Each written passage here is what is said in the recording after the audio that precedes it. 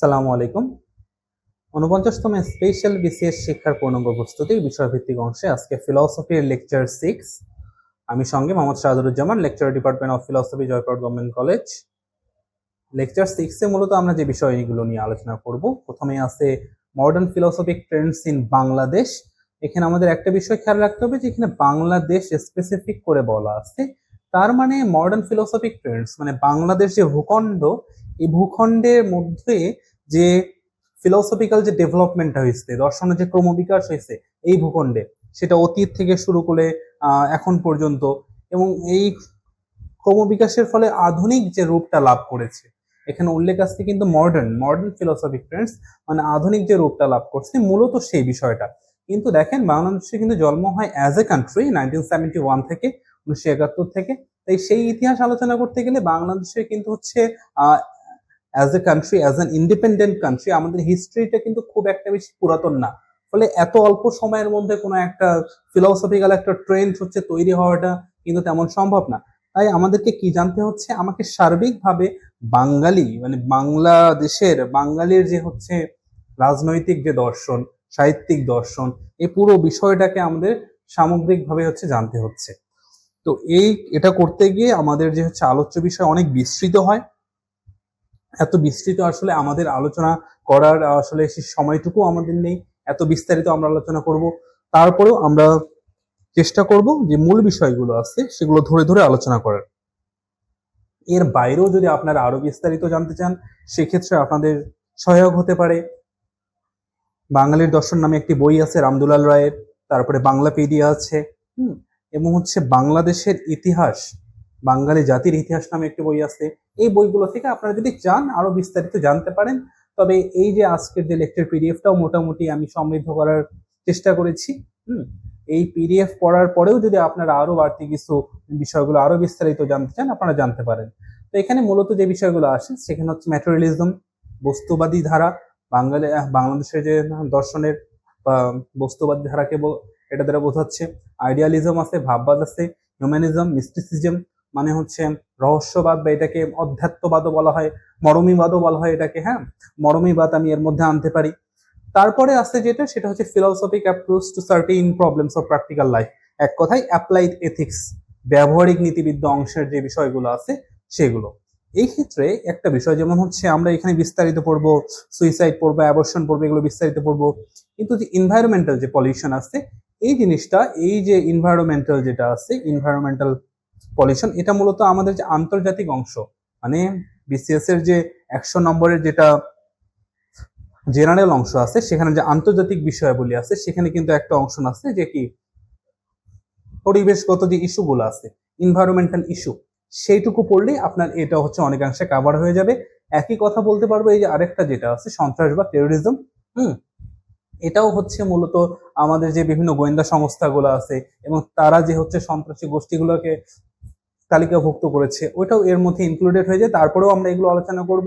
হ্যাঁ, এবং এই যে আরেকটা টপিক আছে যেমন করাপশন ইন প্রফেশন, এটাও মূলত কি হবে, এটা আমাদের যে নৈতিকতা ও সুশাসন অংশ আছে সেটার মধ্যে এটা ইনক্লুডেড হয়ে যায়। হ্যাঁ, এখন দেখেন, আমি কিন্তু আগেও বলেছি যে স্পেশাল বিসিএস কিন্তু 100 নম্বর যেটা আছে জেনারেল অংশে, সেখানে কিন্তু নৈতিকতা সুশাসন নেই। কিন্তু আমরা যারা ফিলসফি থেকে স্পেশাল বিসিএস অংশ নিব, তাদেরকে কিন্তু অবশ্যই নৈতিকতা এবং সুশাসন অংশটুকু ভালোভাবে পড়তে হবে, এটা আমাদের জন্য গুরুত্বপূর্ণ। ঠিক আছে, আর আমরা আমাদের মূল আলোচনায় যাব তার আগে এখানে যে সাব টপিক গুলো আরেকটু বলা আছে, যেমন এখানে বাঙালি দর্শনের বৈশিষ্ট্যগুলো নিয়ে আলোচনা করব, এবং মেইনলি যারা হচ্ছে মেইন ফিলসফার আছে এনাদেরকে নিয়ে আলোচনা করব। এখানে তারপরে হচ্ছে আমরা প্র্যাকটিক্যাল এথিক্সে চলে যাব। তাহলে আমরা আমাদের মূল আলোচনায় যেতে পারি। তো মডার্ন ফিলসফিক ট্রেন্ডস ইন বাংলাদেশ, এখন হচ্ছে বাংলাদেশের যে দর্শন, বাংলাদেশ দর্শনটা মূলত কি বোঝাচ্ছে। তো বাংলাদেশ দর্শন হচ্ছে নানাভাবে সংজ্ঞায়িত অনেকেই করেছেন, তার মধ্যে একজন হচ্ছে বাংলাদেশের দর্শন সম্পর্কে বলতে ডক্টর প্রদীপ কুমার রায়। তিনি বলেছেন যে প্রজ্ঞাময় দর্শন বাংলাদেশের আবহমান কালের বিশাল পটভূমিতে প্রাগৈতিহাসিক কাল থেকে এ সময় পর্যন্ত বিবর্তিত হয়েছে, তাই বাংলাদেশের দর্শন। তো ডক্টর প্রদীপ কুমার রায়ের মতে এই যে প্রাগৈতিহাসিক প্রাচীন কাল থেকে যে বাংলাদেশের এই ভূখণ্ডের যে দার্শনিক যে ধারা, বাঙালি জাতির যে দার্শনিক ভাবনা চিন্তা, এটার যে একটা ক্রমবিকাশ হয়ে বিবর্তিত হয়ে বর্তমান পর্যায়ে আসছে, এই সম্পূর্ণটাকে তিনি বলতেছেন মূলত বাংলাদেশের দর্শন, বাংলাদেশ দর্শন। তারপরে আরেকদিন বলেছেন অধ্যাপক মফিজউদ্দিন আহমেদ, কি বলেছেন যে বাংলাদেশের দর্শন হচ্ছে মূলত মোক্ষ বা হচ্ছে মুক্তি লাভকে কেন্দ্র করে। মানুষের যে দর্শনটা সেটা মূলত মুক্তি লাভকে কেন্দ্র করে গড়ে উঠেছে। এই যে মোক্ষের ধারণা, মুক্তি লাভের ধারণা, কিন্তু প্রাচীনকাল থেকে দেখতে পাই। বিশেষ করে বৌদ্ধ ধর্মে আমরা কিন্তু এটা হচ্ছে যে মোক্ষের ধারণা বা নির্বাণ লাভের ধারণা, তারপরে হচ্ছে চারবাকদের মধ্যে এটা আমরা অল্প কিছু পাই, এবং তারপরে যে ইন্ডিয়ান যে ফিলসফি, ভারতীয় দর্শন, বাঙালি ভারতীয়দের যে দর্শন আছে, সেখানেও কিন্তু হচ্ছে এই যে বেদকে কেন্দ্র করে বৈদিক ধারার কিন্তু এই যে মোক্ষ দর্শন বা মুক্তি লাভ কেন্দ্র করে কিন্তু সেখানে দর্শনটা গড়ে উঠছে। তাই মফিজউদ্দিন আহমেদ বলেন যে বাংলাদেশ দর্শন মূলত হচ্ছে মোক্ষ লাভ বা মুক্তি লাভকে কেন্দ্র করে। আরেকজন আছে অধ্যাপক সাইদুর রহমান, তিনি বলেন যে বাংলাদেশ দর্শন কেবল সমদর্শন নয়, খালি হচ্ছে যে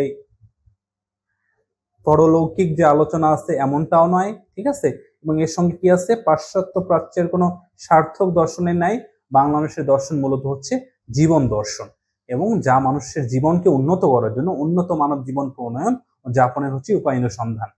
মানে এক কথায় বলছে যে হচ্ছে আমাদের যে দর্শন, বাংলাদেশ দর্শন, এটা কেবল হচ্ছে ভাববাদী চিন্তা বা অধ্যাত্মবাদী চিন্তা এগুলো নিয়েই পড়ে থাকে না, তারা ইহজাগতিক চিন্তা মানে অ্যাপ্লাইড ফিলসফির যে অ্যাপ্লাইড দিকগুলো আছে সেগুলো নিয়েও তারা হচ্ছে অনুসন্ধান করে। তাই আমরা মোট কথা বলতে পারি যে বাংলাদেশ দর্শন হচ্ছে আলটিমেটলি বাঙালির শিক্ষা, সংস্কৃতি, চিন্তা চেতনা, মনন ইত্যাদি সম্পর্কিত জীবন দর্শন। এখন বাংলাদেশ দর্শনের বা বাঙালির দর্শনের মূলত উৎপত্তিটা হচ্ছে, মানে উৎপত্তির উৎসগুলো কি কি ছিল, যেমন প্রথমে ছিল কি প্রাক বৈদিক চিন্তাধারা, মানে অনার্যদের, আর্যরা আসার আগে অনার্য সম্প্রদায় হচ্ছে এর ধারক বাহক, যাদেরকে আমরা মূলত দ্রাবিড় বা হচ্ছে অস্ট্রিক বলে থাকি। এরা হচ্ছে লোকায়ত বা আমরা জানি যেটা সচরাচর কি নামে পরিচিত, চারবাক নামেও পরিচিত। চারবাকদের মধ্যে কি ছিল, চারবাকদের মতটা ছিল এরকম যে খাওয়া দাওয়া ফুর্তি করে, মানে হচ্ছে ঋণ করে হলেও হচ্ছে ঘি খাও, হ্যাঁ, যতদিন বাঁচো সুখে যাব, যতদিন বাঁচো সুখে বাঁচো, ঋণ করে হলেও ঘি খাও। মানে তারা মূলত ইহজগৎকেই গুরুত্ব দিয়েছেন, এবং তারা যে ইন্দ্রিয় প্রত্যক্ষণকেই জ্ঞানের তারা একমাত্র প্রমাণ, মানে তাদের দর্শনটাই মূলত হচ্ছে বাংলাদেশের যে জড়বাদী ধারা, যেটা আমাদের আছে পিএসসির যে সিলেবাসে, যে ম্যাটেরিয়ালিস্টিক যে অ্যাপ্রোচ, জড়বাদী যে একটা ধারা বাংলাদেশের দর্শনে, সেটা মূলত এই যে চারবাক বা অনার্য সম্প্রদায়, এই যে অনার্য সম্প্রদায় যে দর্শন বা চারবাকদার যে দর্শন, লোকায়ত যে দর্শন, এই যে দর্শন, এটাই মূলত হচ্ছে জড়বাদী ধারা, হ্যাঁ, বাংলাদেশের দর্শন বা বাঙালির দর্শনের, এটা একটা। তারপরে আমরা পাবো যে বৈদিক চিন্তাধারা, তারপরে যে হচ্ছে আর্যদের যখন আগমন হলো, আর্যরা কি, আর্যরা আগমন সাথে মানে বেদের যখন হচ্ছে আবির্ভাব হলো, এই বেদকে কেন্দ্র করে এই আর্যদের আগমন হলে এই আর্যরা তখন কি করলে, বেদকে কেন্দ্র করে এই যে চিন্তাধারায় হচ্ছে অধ্যাত্মবাদের হচ্ছে বিকাশ বা ভাববাদের বিকাশটা কি লক্ষণীয়। এই সময় থেকে, এই যে বৈদিক ধারা থেকে, এই যে আর্যদের সময় থেকে যে কি শুরু হলো, তখন হচ্ছে এই যে অধ্যাত্মবাদ বা ভাববাদের হচ্ছে বিকাশ হলো। তখন বিভিন্ন ধর্মীয় ধ্যান ধারণা, পূজা অর্চনা, হয় এই জিনিসগুলো হচ্ছে ইম্প্যাক্ট ফেলতে হচ্ছে স্টার্ট করলো, ঠিক আছে। তারপরে হচ্ছে বেদ বিরোধী চিন্তাধারা, একই সঙ্গে যেমন হচ্ছে বেদকে কেন্দ্র করে চিন্তাধারা ছিল, বেদ বিরোধী কিছু চিন্তাধারাও তখন উৎপত্তি হয়, যেমন কি যে চারবাক, তারপরে হচ্ছে জৈন, তারপরে বুদ্ধিজম, বৌদ্ধ দর্শন। এই যে চারবাক, জৈন, বৌদ্ধ দর্শন, এই তিন সম্প্রদায় মূলত কি করতো না, এই তিন সম্প্রদায় হচ্ছে কি বেদেরকে স্বীকার করতো না, বেদের প্রামাণ্যতাকে স্বীকার করতো না, বেদী যে প্রামাণ্য গ্রন্থ এটা তারা হচ্ছে মানতো না, ঠিক আছে। এবং এদের সঙ্গেই মূলত বাংলাদেশ দর্শনের যে হচ্ছে ম্যাটেরিয়ালিস্টিক বস্তুবাদী এবং নাস্তিক্যবাদী যে চিন্তাধারা, এটার সম্পর্ক আছে, এখান থেকেই সেটা মূলত হচ্ছে ডেভেলপ হয়েছে। এবং পরবর্তীতে আধুনিককালে হচ্ছে মার্ক্সীয় যে ধারা, কার্ল মার্কসের যে চিন্তাধারা, সেখান থেকেও মূলত ওই যে এই ধারাটার উৎপত্তি হয়, বস্তুবাদী ধারা বা ম্যাটেরিয়ালিস্টিক অ্যাপ্রোচ বলেই জড়বাদী ধারা। এটা মূলত আধুনিক দর্শনে মূলত মার্কসেরও হচ্ছে প্রভাব রয়েছে এতে, এবং যেটা প্রাচীনকালে যে যাদের প্রভাব ছিল এদের মধ্যে অন্যতম ছিল এই যে হচ্ছে চারবাক, জৈন আর হচ্ছে বৌদ্ধ দর্শন। এই তিনটাই মূলত হচ্ছে প্রাচীন যে হচ্ছে জড়বাদী ধারা, হ্যাঁ, নাস্তিক্যবাদী ধারা, এই তিনটার উপরে, হ্যাঁ, এগুলো হচ্ছে এই যে ফিলোসফিক্যাল হচ্ছে ট্রেন্ড গুলো ছিল, এনারা হচ্ছে ইম্প্যাক্ট ফেলে। তারপরে যেটা আসলে ইসলামিক চিন্তাধারা, আমরা জানি যখন হচ্ছে ইখতিয়ার উদ্দিন বিন বখতিয়ার খলজি, হ্যাঁ, এই যে ভারতবর্ষ তথা বাংলা ভূখণ্ডে যখন এই যে ভারতীয় উপমহাদেশ আক্রমণ করলো, হ্যাঁ, তখন থেকে কি করলো, এই যে ভারতীয় উপমহাদেশ এবং এই যে বাংলা ভূখণ্ড, এখানে ইসলামের হচ্ছে আবির্ভাব হলো, তখন ইসলামের এখানে হচ্ছে প্রচার হলো। ফলে কি হলো, এই যে এই ভূখণ্ডে ইসলামী যে চিন্তাধারা, ইসলামী যে দর্শন, সেটা একটা ইম্প্যাক্ট করতে স্টার্ট করলো। তাই আমাদের হচ্ছে এলিমেন্ট হিসেবে, বাংলাদেশের দর্শনের এলিমেন্ট হিসেবে অন্যতম একটা উপাদান মূলত এই যে ইসলামিক চিন্তাধারা। তারপরে আছে হচ্ছে ওয়েস্টার্ন যে হচ্ছে আমাদের উপরে প্রভাব, পাশ্চাত্য দর্শনের প্রভাব। এই পাশ্চাত্য চিন্তার প্রভাবের মধ্যে হচ্ছে যৌক্তিক প্রত্যক্ষবাদ বা যৌক্তিক দৃষ্টবাদী ধারা, তারপর হচ্ছে উপযোগবাদী মত, তারপর হচ্ছে মার্ক্সবাদ, একটু আগে যেটা বললাম। হ্যাঁ, এই মার্ক্সবাদ, উপযোগবাদ, প্রত্যক্ষবাদ, এই 3 ধরনের চিন্তাধারাই মূলত বাঙালি দর্শনটা ব্যাপকভাবে হচ্ছে কি হয়, প্রভাবিত হয়। তারপরে মনোবিবাদী ধারা, মনোবিবাদী ধারা হচ্ছে বাংলাদেশে মানে বড় একটা অংশ জুড়ে আছে বাংলাদেশের যে ফিলসফিতে, এবং বিশেষ করে হচ্ছে কি বৈষ্ণববাদ, বাউলবাদ, এই মরমীবাদটাকেই মূলত আমরা যেটা আমাদের সিলেবাস আছে মিস্টিসিজম বলা আছে, রহস্যবাদ, হ্যাঁ, বা অধ্যাত্মবাদ বা মরমীবাদ বলে আমরা এটাকে ডিফাইন করতে পারি। তো বৈষ্ণববাদ, বাউলবাদ বা সুফিবাদ ব্যতীত বাঙালি দর্শন আসলে কি চিন্তা করা অসম্ভব, কারণ এগুলোই বাঙালি দর্শনের হচ্ছে মূল এসেন্স। বাংলাদেশের দর্শনের মূল এসেন্সটাই মূলত হচ্ছে এই যে বৈষ্ণববাদ, বাউলবাদ বা সুফিবাদ। হ্যাঁ, এগুলোই মরমীবাদকেই কেন্দ্র করে বাংলাদেশের দর্শনটা ব্যাপকভাবে গড়ে উঠেছে। ঠিক আছে, তাহলে আমরা ফাইনালি বলতে পারি যে বাংলাদেশের যে দর্শন আছে, এটার উৎস হিসেবে বৈদিক চিন্তা, অবৈদিক চিন্তা, বেদ বিরোধী চিন্তাধারা, ইসলামী, মরমী, তারপরে ওয়েস্টার্ন যে ফিলসফি, এই সবগুলোর একটা কম্বিনেশন, একটা সমন্বয় একটা দর্শন এই বাংলাদেশ দর্শন। ঠিক আছে, তো এখন আমরা দেখবো যে বাংলাদেশের যে দর্শন, এটা মূলত বৈশিষ্ট্য কি, এবং এই বৈশিষ্ট্য আলোচনা করার মাঝে মাঝে এর মধ্যেই আমরা মূলত বাংলাদেশের দর্শনের যে ম্যাটেরিয়ালিস্টিক অ্যাপ্রোচ আছে, আইডিয়ালিস্টিক বা ভাববাদী যে অ্যাপ্রোচ আছে, তারপরে হচ্ছে মানবতাবাদ যে আছে, হিউম্যানিজম আছে, হ্যাঁ, এই সব, তারপরে মিস্টিসিজম আছে, হ্যাঁ, মরমীবাদ আছে বা রহস্যবাদ, যেটাই বলি না কেন, এই সব কয়টা ধারা কিন্তু এই বৈশিষ্ট্যের মধ্যেই আমরা আলোচনা করব। তারপরেও আপনাদেরকে হচ্ছে আমি সোর্স গুলো বলে দিয়েছি, যেমন হচ্ছে আপনার যে আরো ডিটেইলস পড়তে চান, আপনার রামদুলাল রায়ের বইটাও দেখতে পারেন, বাংলাপিডিয়া থেকে হেল্প নিতে পারেন, তারপরে স্ট্যানফোর্ড এনসাইক্লোপিডিয়া অফ ফিলসফি থেকে হেল্প নিতে পারেন। তারপরে উন্মুক্ত বিশ্ববিদ্যালয়ের হচ্ছে মূলত বাংলাদেশের দর্শনের ইতিহাসের ওখানে কিছু হচ্ছে সোর্স আছে অনলাইনে, এগুলো থেকেও আপনারা হেল্প নিতে পারেন যদি চান আরো ডিটেইলস পড়ার জন্য। ঠিক আছে, এখন বাংলাদেশের দর্শনের বৈশিষ্ট্য মূলত প্রথমে দেখবো। বাংলাদেশের দর্শনের প্রথম যে বৈশিষ্ট্য আমরা বলতে পারি, এটা হচ্ছে নৈসর্গবাদী বা হচ্ছে প্রকৃতিবাদী।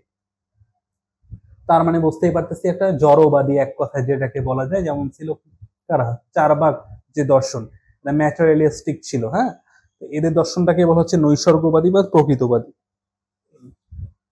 এরা মূলত কি করত, এদের কাছে মূলত ইহ জগৎটাই ছিল সব। এরা মূলত ইন্দ্রিয় জগতের বাইরে অন্য কোনো জগতের আসলে অস্তিত্বে তারা বিশ্বাস করতো না।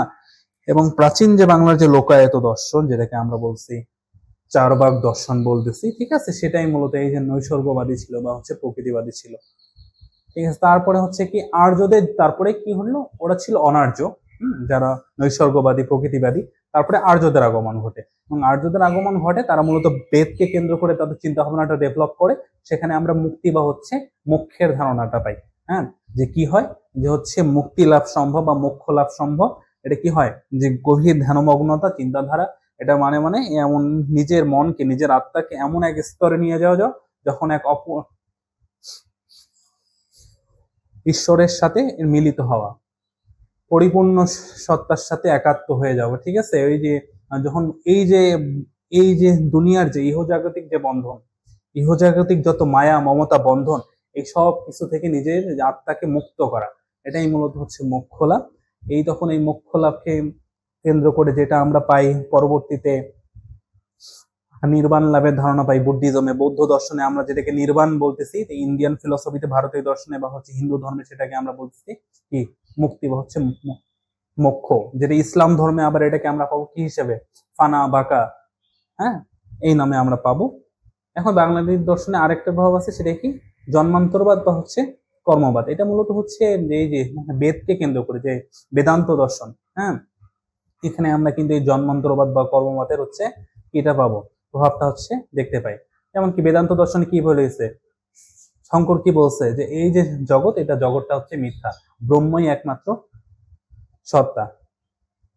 ঠিক আছে, তারপরে এই যে বৌদ্ধ দর্শন, জৈন দর্শন, এরা কিন্তু নিরীশ্বরবাদী দর্শন, মানে ঈশ্বরে বিশ্বাস করতেন না বা ব্রহ্মে তারা বিশ্বাস করতেন না, কিন্তু তারা ব্রহ্ম না থাকলেও এরা হচ্ছে এই যে নির্বাণ লাভ, নির্বাণকেই তারা ব্রহ্মের স্থানে হচ্ছে বসিয়েছিলেন।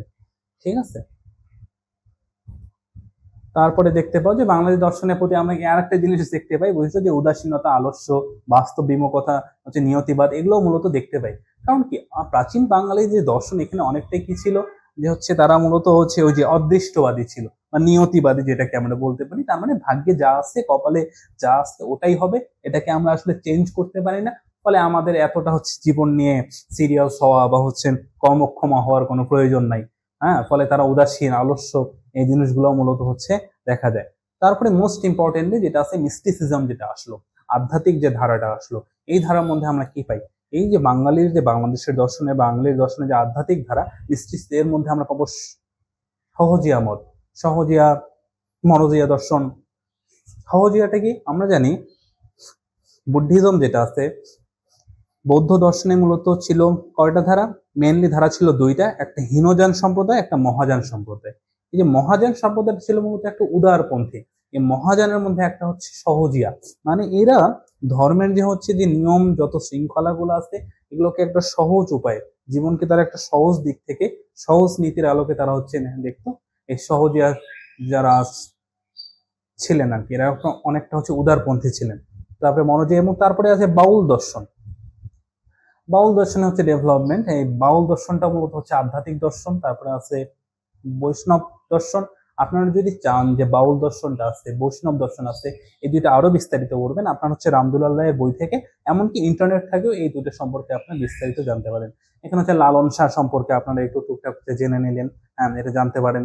আর বৈষ্ণব দর্শনে মূলত হচ্ছে শ্রীকৃষ্ণ কীর্তন, এগুলো মূলত আপনারা যখন বাংলা সাহিত্য যে পড়বো, আমরা যখন যে জেনারেল অংশে যে বাংলা সাহিত্য পড়বো, সেখানে কিন্তু এই বিষয়গুলো আমরা এখান থেকে বিস্তারিত পড়ে নিব, তখন আমাদের এটা কিন্তু দুই দিক থেকে কাভার হয়ে যাবে। হ্যাঁ, ঠিক আছে। তারপরে এখানে ভক্তিবাদ, সুফিবাদ আছে, হ্যাঁ, ইত্যাদি সবই মূলত হচ্ছে বাঙালির দর্শন। অধ্যাত্মবাদী, বাঙালির যে আধ্যাত্মিক যে ধারা, আধ্যাত্মিক ধারা মূলত এই দর্শনগুলো। ঠিক আছে। এই অধ্যাত্ম চেতনাই বাঙালি দর্শনের মূল লক্ষ্য। আধ্যাত্মিকতা শুধু বাঙালির চিন্তা নয়, সমস্ত ভারতীয় দর্শনেরই মূলত এই জিনিস, এগুলোই মূলত বৈশিষ্ট্য, ক্যারেক্টারিস্টিক্স গুলো। ঠিক আছে। তাহলে দেখি যে কি বৈদিক বলি বা উপনিষদকে কেন্দ্র করে যে বলি সেই দর্শন, বা নাস্তিকবাদী যে দর্শন আছে, সব ক্ষেত্রেই মূলত সমস্যাগুলো কিন্তু অনেকটা এটা ছিল, যে আত্মার সমস্যা, আত্মার মুক্তি, সমস্যাগুলো কিন্তু অনেকটা একই ছিল। হ্যাঁ, ঠিক আছে।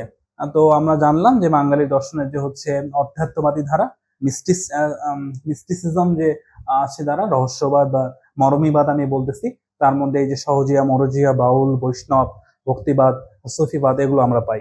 হ্যাঁ, তারপরে বেদ বিরোধী কিছু চিন্তাও ছিল, যেটা আমরা ইতিমধ্যেই আলোচনা করেছি, যে চারবাক, বৌদ্ধ, যৌন, হ্যাঁ, তারপরে ইসলাম, এগুলো মূলত বেদ বিরোধী কিছু চিন্তাও হচ্ছে এলিমেন্ট আমাদের ছিল বাঙালি দর্শনের বৈশিষ্ট্য। তারপরে বাঙালি দর্শন মূলত ধর্ম প্রবাহিত, এটা আমরা বুঝতেই পারতেছি। বাঙালির যে দর্শনটা আছে, এটা কিন্তু হচ্ছে হিন্দু ধর্ম, বৌদ্ধ ধর্ম, ইসলাম ধর্ম, এই ধর্মগুলোর দ্বারা কিন্তু এই দর্শনটা কি ছিল, প্রভাবিত হয়েছিল। আরেকটা বিষয় আমরা এর মধ্যে আলোচনা হয়ে গেছে, যে বাঙালি দর্শনটা হচ্ছে সমন্বয় ধর্মী। ওই যে আমরা দেখলাম যে জড়বাদী চিন্তা, বাস্তববাদী চিন্তা, ভাববাদী চিন্তা, মানবতাবাদী চিন্তা, আধুনিক যৌক্তিক দৃষ্টবাদী চিন্তা, এই সব চিন্তাগুলোর একটা সমন্বয় রূপ হচ্ছে বাংলাদেশের দর্শন।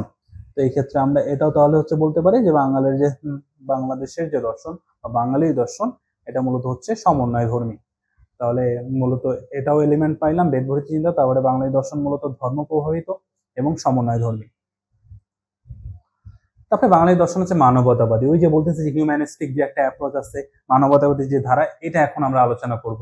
তাহলে বাঙালির দর্শনে মানবতাবাদী যে ধারা, এটা কি প্রাচীন যে যে বাংলাদেশের দর্শন, এটা মূলত ছিল কিবাদী, জড়বাদী। হ্যাঁ, তবে এই যে যারা ছিল জড়বাদী, এরাও ছিলেন মানবতাবাদের সমর্থক। ঠিক আছে। তবে এদের একটা অংশ ছিল আবার হচ্ছে অধ্যাত্মবাদী। হ্যাঁ, যারা অধ্যাত্মবাদী, এদের মধ্যেও মানবতাবাদ হচ্ছে রয়েছে। তাহলে প্রাগৈতিহাসিক কাল থেকে মূলত বাংলায় দুই ধরনের হচ্ছে মানবতাবাদ আমরা পাই।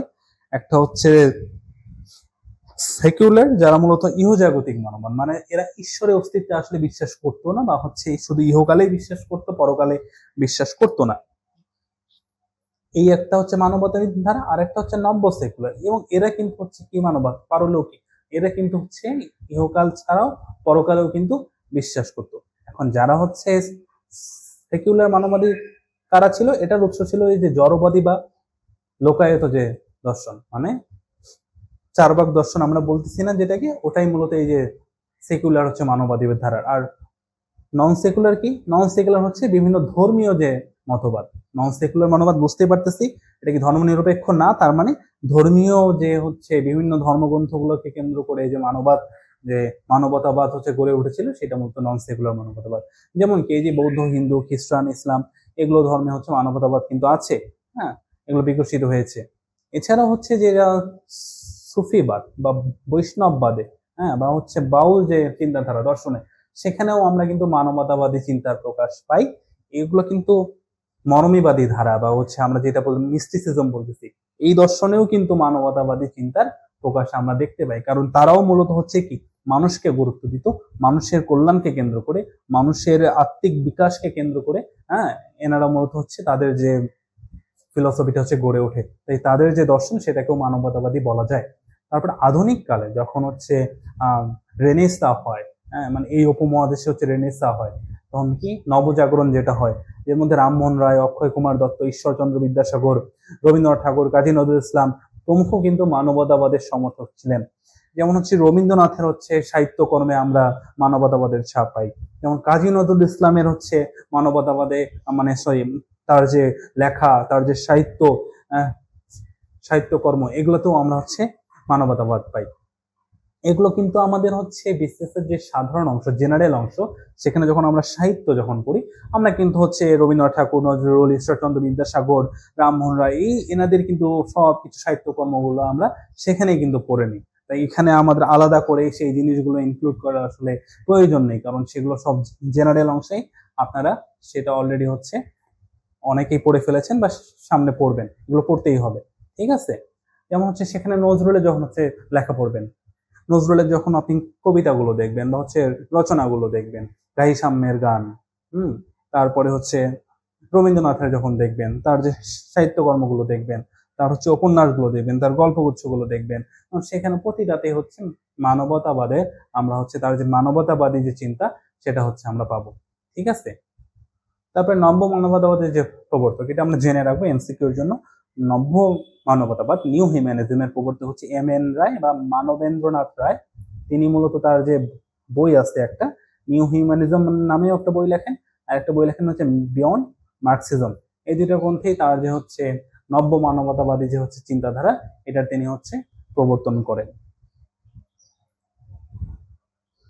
তারপরে বাঙালি দর্শন হচ্ছে মার্ক্সবাদের কিন্তু ভূমিকা আছে, যে মার্ক্সীয় যে দর্শন সেটারও কিন্তু হচ্ছে বাংলাদেশের বা বাঙালির দর্শনে হচ্ছে ভূমিকা আছে। এবং এই মার্ক্সবাদে বাংলাদেশে মার্ক্সবাদের হচ্ছে প্রসারের পেছনে কি এই যে এম.এন. রায়ের, বাংলা ভূখণ্ডে এই এম.এন. রায়ের হচ্ছে গুরুত্ব অপরিসীম। 1920 থেকে 47 এ পর্যন্ত দেশের যে মার্ক্সবাদের প্রচারে কয়েকটা পত্রিকাও কিন্তু ওই সময়কালে, মানে 20 থেকে 47-এর মধ্যে পত্রিকা গুরুত্বপূর্ণ ভূমিকা পালন করে। ভারতের শ্রমজীবী, the vanguard, the advance guard, the message of India, the Indian socialist, তারপরে লাঙ্গল, গণবাণী, ফ্লেম, মুক্তিযোদ্ধা, একতা, এগুলো পত্রিকায় কিন্তু মার্ক্সবাদী চিন্তাধারার প্রসার আমরা দেখতে পাই। এবং একসময় বাংলাদেশে কি হয়, যে যখন এই ভারতে কি হয়, যে মার্ক্সবাদী চিন্তাটা হচ্ছে প্রসারটা কখন বাধাগ্রস্ত হয়, যখন হচ্ছে ভারত হচ্ছে বিভাগ হয়ে যায়। তারপরে এবং এটা 1971-এ বাংলাদেশ স্বাধীন হওয়ার পরে, তখন এখানে পুনরায় মূলত মার্ক্সবাদী চিন্তার হচ্ছে প্রসার ঘটে। বাংলাদেশ কমিউনিস্ট পার্টি নামে একটা পার্টি হচ্ছে সেখানে আত্মপ্রকাশ করে। এখন বাংলাদেশে মার্ক্সবাদী দর্শন চর্চার ক্ষেত্রে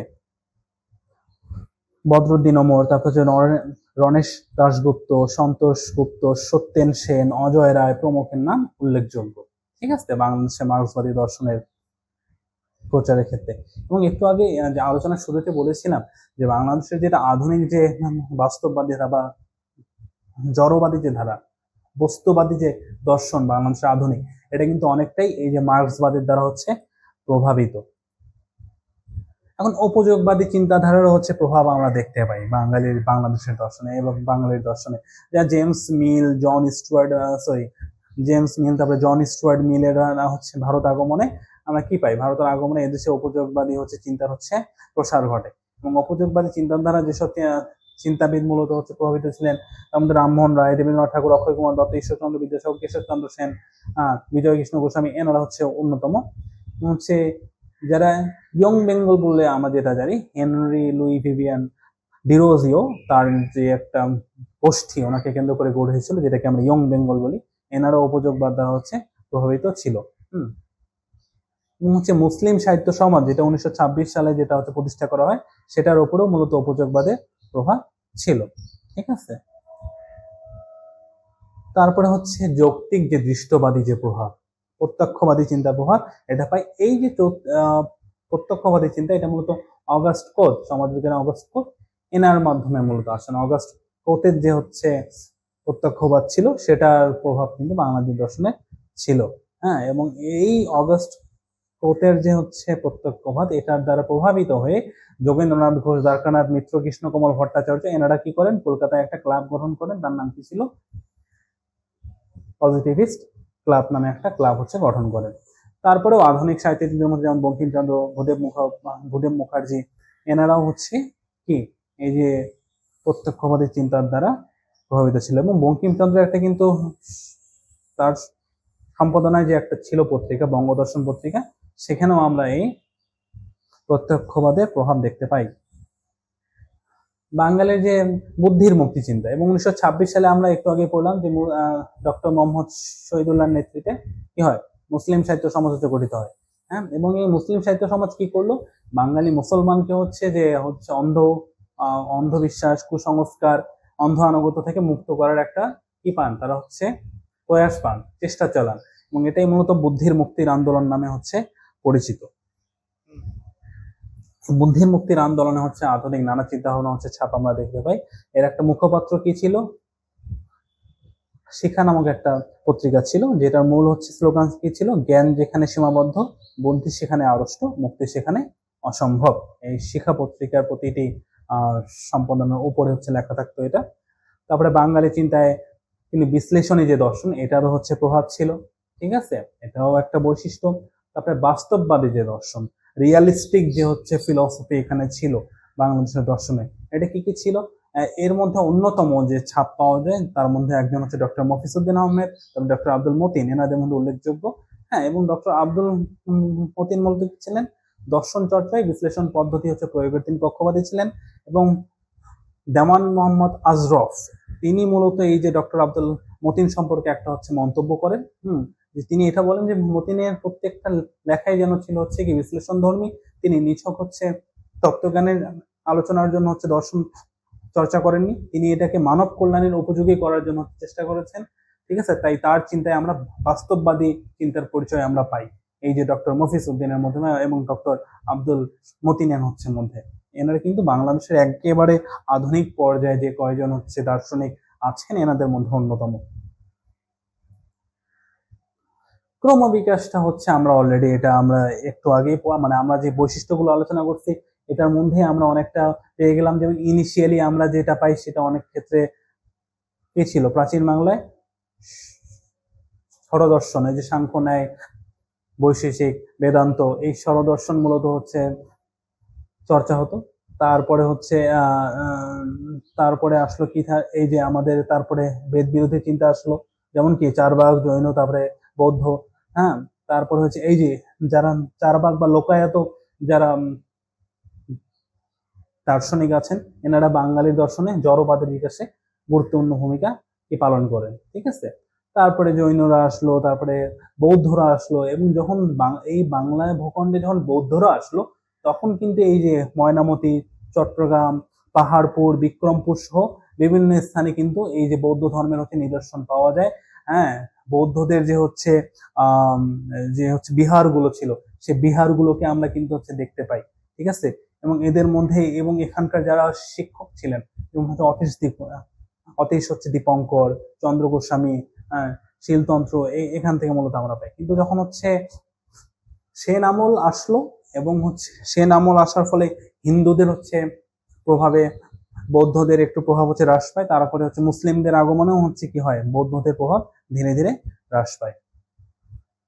যেমন আমরা এরপরে আসলো কি মুসলিম শাসন, 1204 সালে যখন ইখতিয়ার উদ্দিন মোহাম্মদ বিন বখতিয়ার খলজি যখন এই বাংলা হচ্ছে দখল করলো, বা হচ্ছে ভারতীয় মহাদেশে যখন হচ্ছে লক্ষণ সেনকে হচ্ছে তারা হারালো, পরাজিত করলো, তখন থেকেই মূলত ইসলামী শাসনের হচ্ছে সূচনা হয়। ধীরে ধীরে হচ্ছে এই পুরো বাংলা ভূখণ্ডে তখন কি হয়, যে ইসলামী চিন্তাধারার হচ্ছে অনুপ্রবেশ ঘটে, ইসলামী চিন্তাধারার অনুপ্রবেশ ঘটে। এর ফলে কি, এই যে পারস্য সমরখন্ড বোখরা উত্তর ভারত থেকে কি আর আগমন করে, যে পারস্য সমরখন্ড তারপর বোখরা উত্তর ভারত থেকে সুফিরা বাংলায় আগমন করেন। হ্যাঁ, এবং বাংলায় যখন এই যে সুফি চিন্তাধারা, এর সঙ্গে কিন্তু কি যোগ হয়, এই সুফি চিন্তাধারার সঙ্গে কিন্তু এই বাঙালির যে তন্ত্র যোগ, তারপরে দেহ সাধনা, এটার একটা হচ্ছে কি হয়, সমন্বয় হয়, যোগ সাধনায়। এবং এইভাবেই কি বাংলাদেশি যে নিজস্ব যে দর্শন, এটার সাথে যে একটা বাহ্যিক যে একটা সুফি দর্শন, এটার ফলে কি হয়, বাংলার যে একটা সুফি চিন্তা, সুফি দর্শন, এটা একটা নব্যরূপ হচ্ছে লাভ করে। এবং ডক্টর এনামুল হক সাহেব এটাকে নাম দিলেন নব্য সুফিবাদ। তাহলে নব্য সুফিবাদী যে ধারা বাংলার দর্শনে, বাংলাদেশের দর্শনে, এটা মূলত যে বাঙালি ভূখণ্ডে বা বাংলা ভূখণ্ডে আগে থেকে একটা কিন্তু দর্শন ছিল। এখানকার হচ্ছে ধর্মীয় প্রভাবে হোক বা সাংস্কৃতিক প্রভাবে হোক, এখানে একটা দর্শন বিদ্যমান ছিল। এবং এই বিদ্যমান দর্শনের সঙ্গে যখন হচ্ছে বাইরে থেকে ইসলামী চিন্তাধারার যে আগমন ঘটলো, হ্যাঁ, যে সুফি দর্শনের যে আগমন ঘটলো, এই দুইটার সমন্বয়ে যে সুফিবাদ একটা নতুন রূপ ধারণ করলো, যেটাকে ডক্টর এনামুল হক সাহেব বললো নব্য সুফিবাদ। হ্যাঁ, তারপরে হচ্ছে বাউল আর যে বৈষ্ণব দর্শন, এটা আসলো পরে লালন শাহর মাধ্যমে মূলত হচ্ছে বাউল দর্শনটা আরো হচ্ছে বিকশিত হলো। মরমীবাদী যে ধারা, মিস্টিসিজমের যে ধারা, এটা আরো বিকশিত হলো। তারপরে কি, তারপরে আসলো শ্রীকৃষ্ণ কীর্তন, ওনার হচ্ছে জীবনী।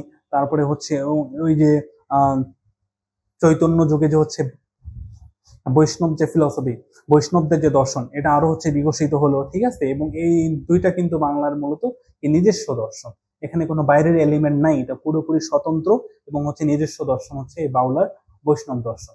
ঠিক আছে, এবং আর বাউল আর বৈষ্ণব কি, এই দুইটা কিন্তু একই সাথে মানবতাবাদীও দর্শন। কারণ এরা কি করলো, এরা মানুষের মধ্যে যে জাত পাতের যে হচ্ছে একটা শ্রেণী বিভাজন, এটা একদমই হচ্ছে কি উঠাই দিল। ঠিক আছে, এই যে যারা বিশেষ করে নিম্নবর্ণের হিন্দুরা ছিল, হ্যাঁ, যারা উচ্চ বর্ণের হিন্দুদের দ্বারা হচ্ছে নির্যাতিত ছিল, শোষিত ছিল, এরা কিন্তু এই যে সহজিয়া মতবাদ, বাউল মতবাদ, এগুলোর দ্বারা কি আকৃষ্ট হয়ে পড়ে এবং এগুলোর হচ্ছে অন্তর্ভুক্ত হয়ে পড়ে। ফলে কি হয়, যে বাউলদের মধ্যে কোনো কি ছিল না, কোনো শ্রেণী জাতপাত এগুলো বাউলদের মধ্যে ছিল না। এবং হিন্দু মুসলমান কিন্তু উভয়ই কিন্তু বাউলের মধ্যে অন্তর্ভুক্ত ছিল। তারপরে কি হলো, বাউলদের পরে ঠিক ওই সময়ই একটু পরে আর কি, ষোড়শ শতকে শ্রী চৈতন্যের হচ্ছে আবির্ভাব ঘটে। শ্রী চৈতন্য বা চৈতন্য দেব, আমি বলতে, শ্রী চৈতন্য দেব এসে কি করলো, শ্রী চৈতন্য দেব এসে হচ্ছে প্রেম যে দর্শন, বৈষ্ণব যে দর্শন, যেটাকে প্রেম দর্শনও বলা হচ্ছে, এই বৈষ্ণব এই প্রেম দর্শন তিনি প্রচার করলেন। হ্যাঁ, এবং তার এই যে প্রেম দর্শন বা তার মতবাদ, এটাকে গৌড়ীয় বৈষ্ণব দর্শন নামে হচ্ছে পরিচিত। তিনিও কি করলেন, ওই বাউলদের মতোই তিনি হচ্ছে জাত পাত উঁচু নিচু যা ছিল সবকিছু ভেঙে দিলেন। তিনি বললেন যে ব্রাহ্মণ শুদ্ধ চণ্ডাল কায়স্থ যৌবনে কোনো কি ভেদাভেদ নাই, ঈশ্বর প্রেমে সবাই একাকার হয়ে গেল। এই যে ঈশ্বর প্রেমে একাকার হয়ে যাওয়া, ঈশ্বর প্রেমে একাকার হয়ে যাওয়া, এটাই কিন্তু হচ্ছে মনোবিবাদ, মিস্টিসিজম কিন্তু এটাই, ঈশ্বর প্রেমে হচ্ছে নিজেকে কি একাত্ম করে ফেলা, একাকার হচ্ছে। হ্যাঁ, তাহলে এই যে মূলত আমরা এখানে বাউল দর্শনটাও মোটামুটি দেখলাম, তারপরে আরেকটা দর্শন দেখলাম, সেটা কি, বৈষ্ণব দর্শন। দুটাই হচ্ছে মূলত মিস্টিসিজম যে ধারা, হ্যাঁ, মনোমিবাদী যে ধারা, বাংলার যে দর্শন এটা। তারপরে 19 শতকে একেবারে এসে আধুনিক চিন্তা একটা কি, বাংলার চিন্তা চেতনা এক নবদিগন্তের সূচনা হয়, যেখানে এই যে অন্ধবিশ্বাস কুসংস্কার থেকে মুক্ত হয়ে তারা কি হচ্ছে রেনেসার নায়ক এনাদেরকে বলা হচ্ছে। যেমন এনাদের মধ্যে অন্যতম হচ্ছে রাজা রামমোহন রায়, ঈশ্বরচন্দ্র বিদ্যাসাগর, নবাব আব্দুল হচ্ছে লতিফ, হ্যাঁ, সৈয়দ আমির আলী, অক্ষয় কুমার দত্তের মধ্যে আরো অনেকে যারা ছিলেন, যারা মূলত কি করলো, এই যে হচ্ছে বাঙালিদের মধ্যে ওয়েস্টার্ন যে হচ্ছে ফিলসফি, ওয়েস্টার্ন যে নলেজ উইজডম, সেগুলোর একটা হচ্ছে কি ঘটালো, তারা হচ্ছে প্রসার ঘটানোর হচ্ছে চেষ্টা করলো। ঠিক আছে, এখানে এটাকে বলতেছে 19 শতকের বাঙালির হচ্ছে নবজাগরণ, বাঙালির ফিলসফির হচ্ছে নবজাগরণ। এখন আমরা মূলত মোটামুটি বাংলার যে দর্শন, বাংলাদেশের দর্শনের জড়বাদী ধারা, তারপরে হচ্ছে মনোমিবাদী বা মিস্টিসিজমের ধারা, তারপরে বাস্তববাদী ধারা, তারপরে যেখানে অধ্যাত্মবাদ ধারা, তারপরে ভাববাদী ধারা, হ্যাঁ, এই ধারাগুলো হচ্ছে আমরা মোটামুটি হচ্ছে দেখলাম। এখন কিছু ইম্পর্টেন্ট ফিলোসফার, সাহিত্যিকদের বাইরে এনাদের আমরা আলোচনা করবো। সাহিত্যিকদের বাইরে বলতে কি বোঝাচ্ছি, দেখেন এই যে রবীন্দ্রনাথ ঠাকুর, হ্যাঁ, এটা কিন্তু মানবতাবাদী। তারপর হচ্ছে কাজী নজরুল ইসলাম, ইনিও মানবতাবাদী। এখন রবীন্দ্রনাথ, নজরুল, তারপর হচ্ছে রামমোহন রায় থেকে শুরু করে ঈশ্বরচন্দ্র বিদ্যাসাগর, এনাদের কিন্তু আমরা বাংলা সাহিত্যে এনাদের সাহিত্যকর্ম আমরা ভালোভাবেই হচ্ছে পড়বো বা পড়ে আসতেছি। তাই সেই জিনিসগুলো এখানে আলাদা করে উল্লেখ করার প্রয়োজন নেই, আপনারা সেগুলো সেখান থেকে ইতোমধ্যেই হচ্ছে দেখতেছেন। আমরা মূলত ওনাদের বাইরে যারা আছেন, বিশেষ করে গোবিন্দচন্দ্র দেব, এনার যে দর্শনটা, এটা মূলত ভালোভাবে আমরা যাবো। গোবিন্দচন্দ্র দেবের যে দর্শন, এটা মূলত সমন্বয়ী, এই দর্শনটা সমন্বয় ধর্মী, এটাকে সমন্বয়ী ভাববাদও বলা হচ্ছে। গোবিন্দচন্দ্র দেবের ভাববাদ, এটা ইম্পর্টেন্ট। এটা হচ্ছে লিখিত যে পরীক্ষা হয়, ফিলোসফির যে লিখিত হয় হচ্ছে বিসিএস, এটার মধ্যে এই প্রশ্নটা বারবারই হচ্ছে আসে ঘুরে ফিরে, যে গোবিন্দচন্দ্র দেবের হচ্ছে ভাববাদ। ঠিক আছে, গোবিন্দচন্দ্র দেবের ভাববাদটা মূলত কি করলেন, তিনি মূলত হচ্ছে যে সাধারণ মানুষের জৈবিক এবং হচ্ছে আধ্যাত্মিক যে প্রয়োজন, হ্যাঁ, তার যে হচ্ছে ইহলৌকিক কল্যাণ এবং হচ্ছে পারলৌকিক যে মোক্ষ অনুসন্ধান, এই দুটার মধ্যে তিনি কি করলেন, সমন্বয় করলেন। সমন্বয় করে কি করলেন, তিনি মধ্যপথ হচ্ছে অবলম্বন করলেন। এবং এই মধ্যপথ নামে তার একটা বইও আছে, তার একটা গ্রন্থও আছে। এবং এই গ্রন্থে তিনি কি বললেন, যে হচ্ছে একদিকে হচ্ছে আধুনিক উগ্র জড়বাদ, আর অন্যদিকে হচ্ছে কি একদমই যেটা প্রাচীন অধ্যাত্মবাদ, এই দুইটার মধ্যে তিনি একটা সমন্বয় সাধনের হচ্ছে কি চেষ্টা করলেন। তিনি বললেন যে যদি আমরা হচ্ছে যেটা আধুনিক, যেটা উগ্র, যেটা ম্যাটেরিয়ালিজম, জড়বাদ, এটাকে যদি আশ্রয় করি, এটাকে যদি আমি হচ্ছে মেনে নিই, তখন কি করতে হবে, আমার সব আধ্যাত্মিকতাকে এটা বিসর্জন দিতে হবে, শুধু দুনিয়ার কামনা কামনি নিয়ে আমাকে সন্তুষ্ট থাকতে হবে। আর যেটা আরেকটা আছে সেকেন্ড, যেটা কি সেই প্রাচীন অধ্যাত্মবাদ, শুধু সেটাকে নিয়ে যদি আমি পড়ে থাকি, হ্যাঁ, ওটাকে নিয়ে পড়ে থাকলে আমার কি হবে, ওটা আমার হচ্ছে ইহলৌকিক যে সুখ শান্তি, এটা আমার হচ্ছে এনে দিতে পারবে না। এটা কি আমার হচ্ছে কি করতে পারবে না, যে ইহলোকের সুখ ভোগ থেকে আমরা তখন কি হব, বঞ্চিত হব। তাই এই যে একটা উগ্র জড়বাদ আর একটা কি প্রাচীন অধ্যাত্মবাদ, এই দুইটার কোনোটাকেই তিনি গ্রহণ করলেন না। এই যে দুইটার মধ্যে তিনি একটা কি করার চেষ্টা করলেন, সমন্বয় করে তিনি হচ্ছে মধ্যপথকে বেছে নেন। এবং এই মধ্যপথকেই তিনি পান কি জীবন দর্শনের মধ্যমণি। তার যে এই যে ভাববাদ, তার এই ভাববাদী চিন্তাটা হচ্ছে মূলত সমন্বয়ী ভাববাদ হচ্ছে বলা হচ্ছে। তাহলে এই সমন্বয় হচ্ছে গোবিন্দচন্দ্র দেবের জীবনের লক্ষ্য। ঠিক আছে, সমন্বয়ের পথে নির্দেশ দেয়। তার যে সমন্বয়ী ভাববাদটা এইভাবেই হচ্ছে আসলো। তিনি বলেন স্থায়ী কল্যাণ লাভ করতে হলে কি করতে হবে, জ্ঞানের সঙ্গে প্রেমের যোগ সাধন করতে হবে। ঠিক আছে, তাহলে গোবিন্দচন্দ্র দেবের মোট হচ্ছে 9টি গ্রন্থ হচ্ছে প্রকাশিত হয়। তার মধ্যে উল্লেখযোগ্য হচ্ছে আইডিয়ালিজম অ্যান্ড প্রগ্রেস, তারপরে idealism new defence and new application, তারপরে আমার হচ্ছে জীবন দর্শন, হ্যাঁ, তারপরে aspiration of the common man, হ্যাঁ, তারপরে the philosophy of Vivekananda and the future of man, তত্ত্ব বিদ্যাসার, তারপরে বুদ্ধা দ্য হিউম্যানিস্ট, ঠিক আছে, parables of the east, my American experience, এগুলো হচ্ছে তার কি গ্রন্থ। ঠিক আছে, এবং এই ফিলোসফিতে অবদান রাখার জন্য তাকে 1967 সালে সম্মানসূচক হচ্ছে কি দর্শন সাগর উপাধিতে হচ্ছে ভূষিত করে। এবং এই যে তার যে উপাধিতে, হ্যাঁ, এটা একটা তার হচ্ছে উপাধি, এ ছিল উপাধি তার ছিল 1967 তাকে কি দর্শন সাগর উপাধিতে কি ভূষিত করা হয়। এবং 1980 সালে ঢাকা বিশ্ববিদ্যালয়ে কি হয়, গোবিন্দচন্দ্র দেব হচ্ছে কি দর্শন গবেষণা কেন্দ্র প্রতিষ্ঠিত হয়। এবং 1986 সালে বাংলাদেশ সরকার তাকে মরণোত্তর 21 পদক প্রদান করেন। এবং 71 সালে 26 মার্চ মূলত হচ্ছে পাক বাহিনী যে অপারেশন, যেটা সার্চলাইট বলা হয়, সেখানে পাক বাহিনী তাকে বিশ্ববিদ্যালয় আবাসিক ভবন থেকে তাকে নৃশংসভাবে হত্যা করে। ঠিক আছে, এবং বিশ্ববিদ্যালয় হচ্ছে জগন্নাথ হলের যে গণকবর, সেখানে তাকে সমাহিত করা হয়। এবার আমাদের আরেকজন বিখ্যাত বাংলাদেশের দার্শনিক, একেবারে বাংলাদেশের ভূখণ্ডের দার্শনিক, আমরা নামটা প্রায় শুনেই আছি, সবাই জানি, হচ্ছে আরজ আলী মাতব্বর। তিনি মূলত হচ্ছে বরিশাল জেলায় জন্মগ্রহণ করেন এবং তাকে বলা হয় স্বশিক্ষিত দার্শনিক। তার কোনো প্রাতিষ্ঠানিক আসলে শিক্ষা ছিল না। তিনি মূলত হচ্ছে কৃষি কাজের সাথে সাথে ভূমি জরিপের যে কাজ, আমিনি যে পেশা, এই আমিনি পেশার সাথে তিনি সম্পৃক্ত ছিলেন। তিনি মূলত কি দর্শনে বিশ্বাসী ছিলেন, বস্তুবাদী দর্শনে তিনি বিশ্বাসী ছিলেন। কি করতেন, এই যে মানব জীবন, প্রাকৃতিক পরিবেশ, জলজগৎ, এগুলো নিয়েই তার দর্শন। হ্যাঁ, তার দর্শনটা গড়ে ওঠে। তিনি কি দৃঢ় মনোবল ও বিশ্বাস নিয়ে মূলত কি করেন, এই যে বাঙালির যে বাংলাদেশের মানুষের অন্ধতা, অজ্ঞানতা, কুসংস্কার, ধর্মীয় গোড়ামি, এগুলোর বিরুদ্ধে তিনি অবস্থান নেন। তার উল্লেখযোগ্য যে গ্রন্থগুলো আছে কি সত্যের সন্ধান, সৃষ্টি রহস্য, অনুমান, মুক্তমন ইত্যাদি। ঠিক আছে, এবং হচ্ছে তার যে ফিলসফিতে আমি মুক্ত চিন্তা, যুক্তিবাদী চিন্তার ছাপ পাই। ঠিক আছে, এবং এই যে তার যে দর্শন, মেনলি বুঝতে পারলাম যে তার দর্শনটা মূলত ছিল বস্তুবাদী দর্শন, যেখানে যুক্তির আর মুক্ত চিন্তার আধিক্য আমরা দেখতে পাই। ঠিক আছে, তারপর আরেকজন আমরা ফিলোসফার পড়বো দেওয়ান মোহাম্মদ আজরফ। এবং দেওয়ান মোহাম্মদ আজরফের যে এপিস্টেমোলজি আছে, জ্ঞান তত্ত্ব আছে, এটা কিন্তু রিটেনে এসেছিল, কিন্তু এমসিকিউ এর জন্য তেমন আসার মতো সেখান থেকে নেই। তো আজরফ সম্পর্কে আমরা মূলত জানবো। তিনি মূলত তার অবদান, তার জন্ম 1908-এ সুনামগঞ্জ জেলায়, এবং তিনি মূলত যে আমাদের ল্যাঙ্গুয়েজ মুভমেন্ট যেটা হয়েছিল, ভাষা আন্দোলন, এই ভাষা আন্দোলনে তার ভূমিকা ছিলেন ব্যাপক। 1949 সালে মূলত যেটা ছিল ভাষা আন্দোলন, যেটা প্রথম প্রতিষ্ঠান ছিল তমুদ্দুন মজলিস, সেটা তিনি সভাপতি নির্বাচিত হন এবং আজীবনই ছিলেন, মৃত্যু পর্যন্তই ছিলেন। এবং 1984 থেকে 89 পর্যন্ত তিনি বাংলাদেশের যে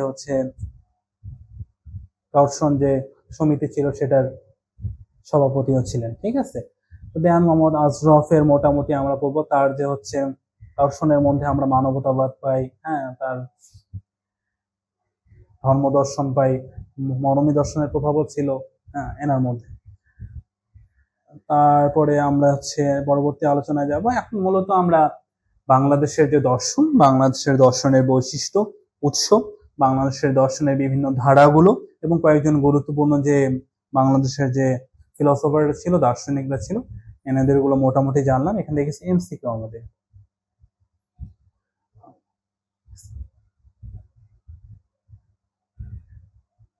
হ্যাঁ, তো আমরা এখন এখান থেকে কিছু এমসিকিউ দেখবো। এখন আমরা ফার্স্ট যে এমসিকিউ আছে, বাংলাদেশের যে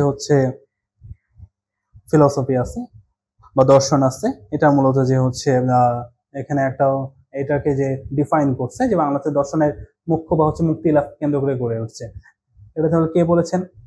এটা বলেছেন ডক্টর মফিজউদ্দিন। এরপরে আছে যে নব্য মানবতাবাদের প্রবর্তক আসলে কে?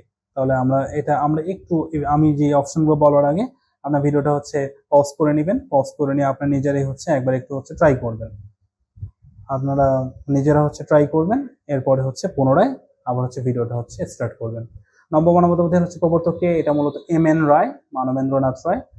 তারপরে নবনৈতিকতার প্রবর্তক কে? এই দুটাকে আমরা অনেক সময় কনফিউজড হয়ে যায়, গুলিয়ে ফেলি। এই দুটা ভালোভাবে মনে রাখবো। নবনৈতিকতার প্রবর্তক আরোচালি মাতব্বর, আর নব্য মানবতাবাদের প্রবর্তক এম.এন. রায়। আচ্ছা, আমরা নেক্সটে যাব।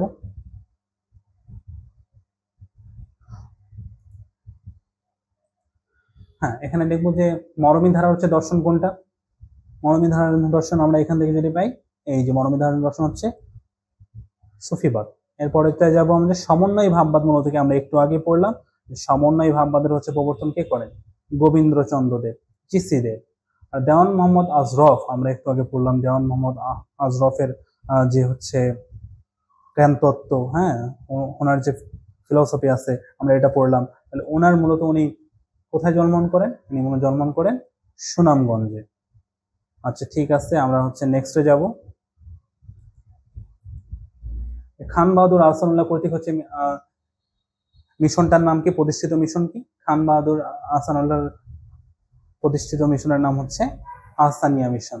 তারপরে সত্যের সন্ধান, তারপরে সৃষ্টি রহস্য, এই গ্রন্থগুলো কার?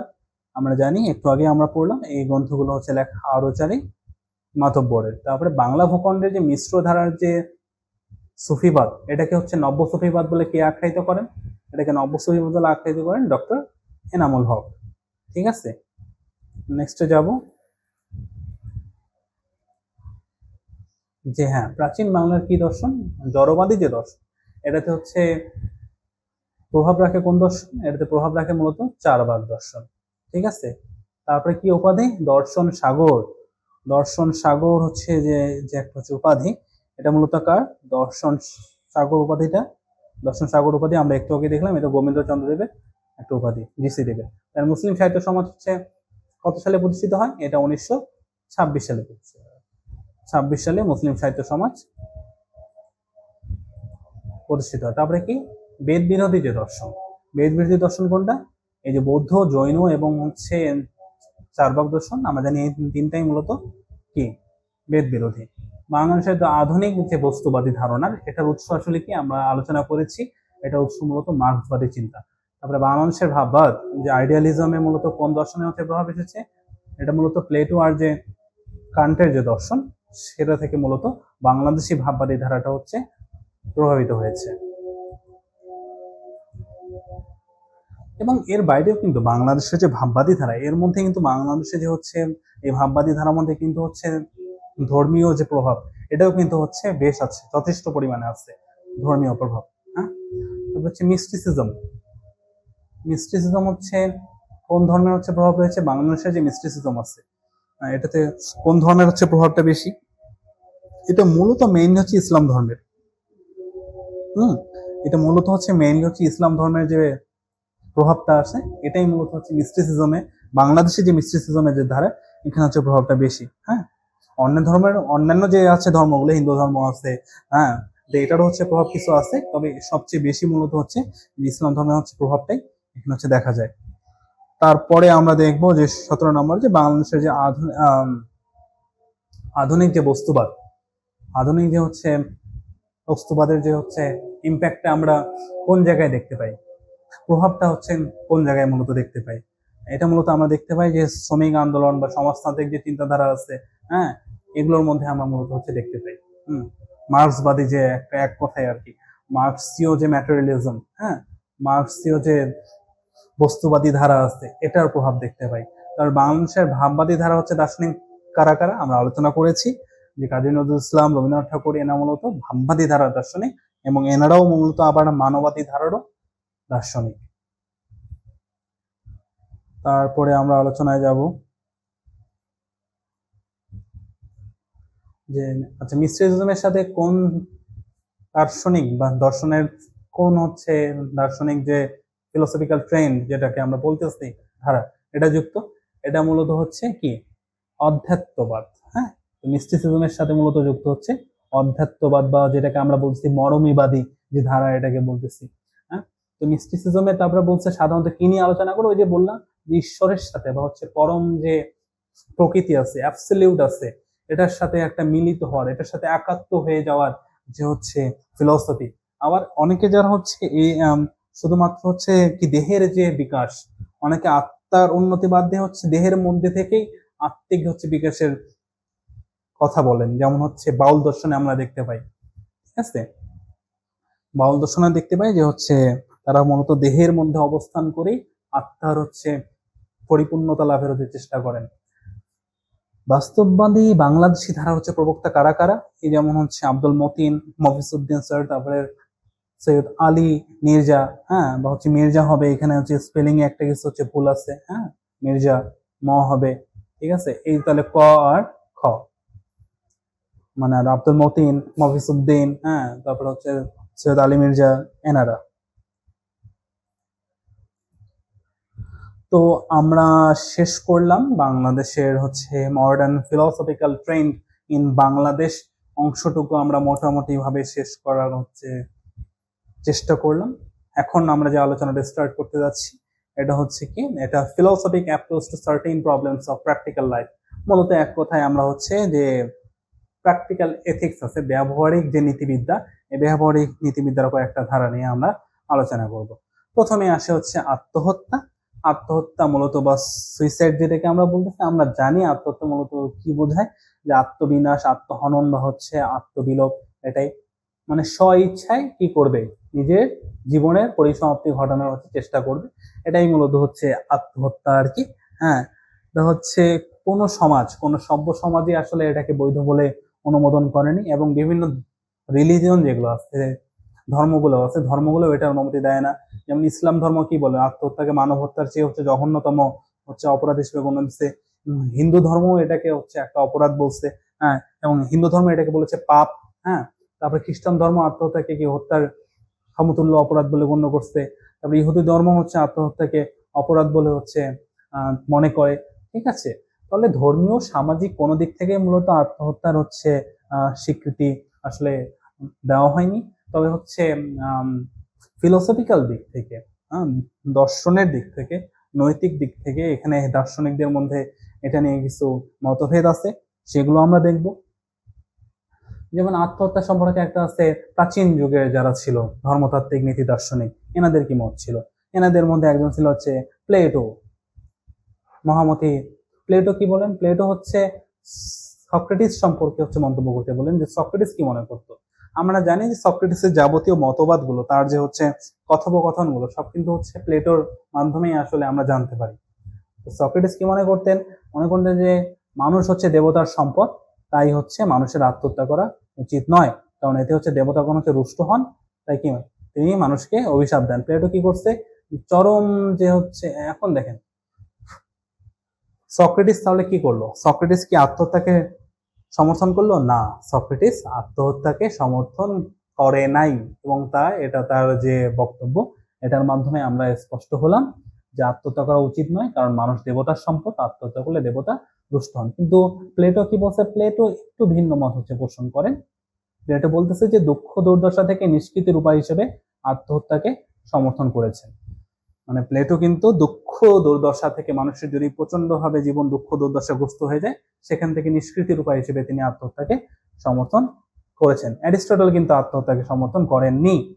তিনি এটাকে কি বলছে?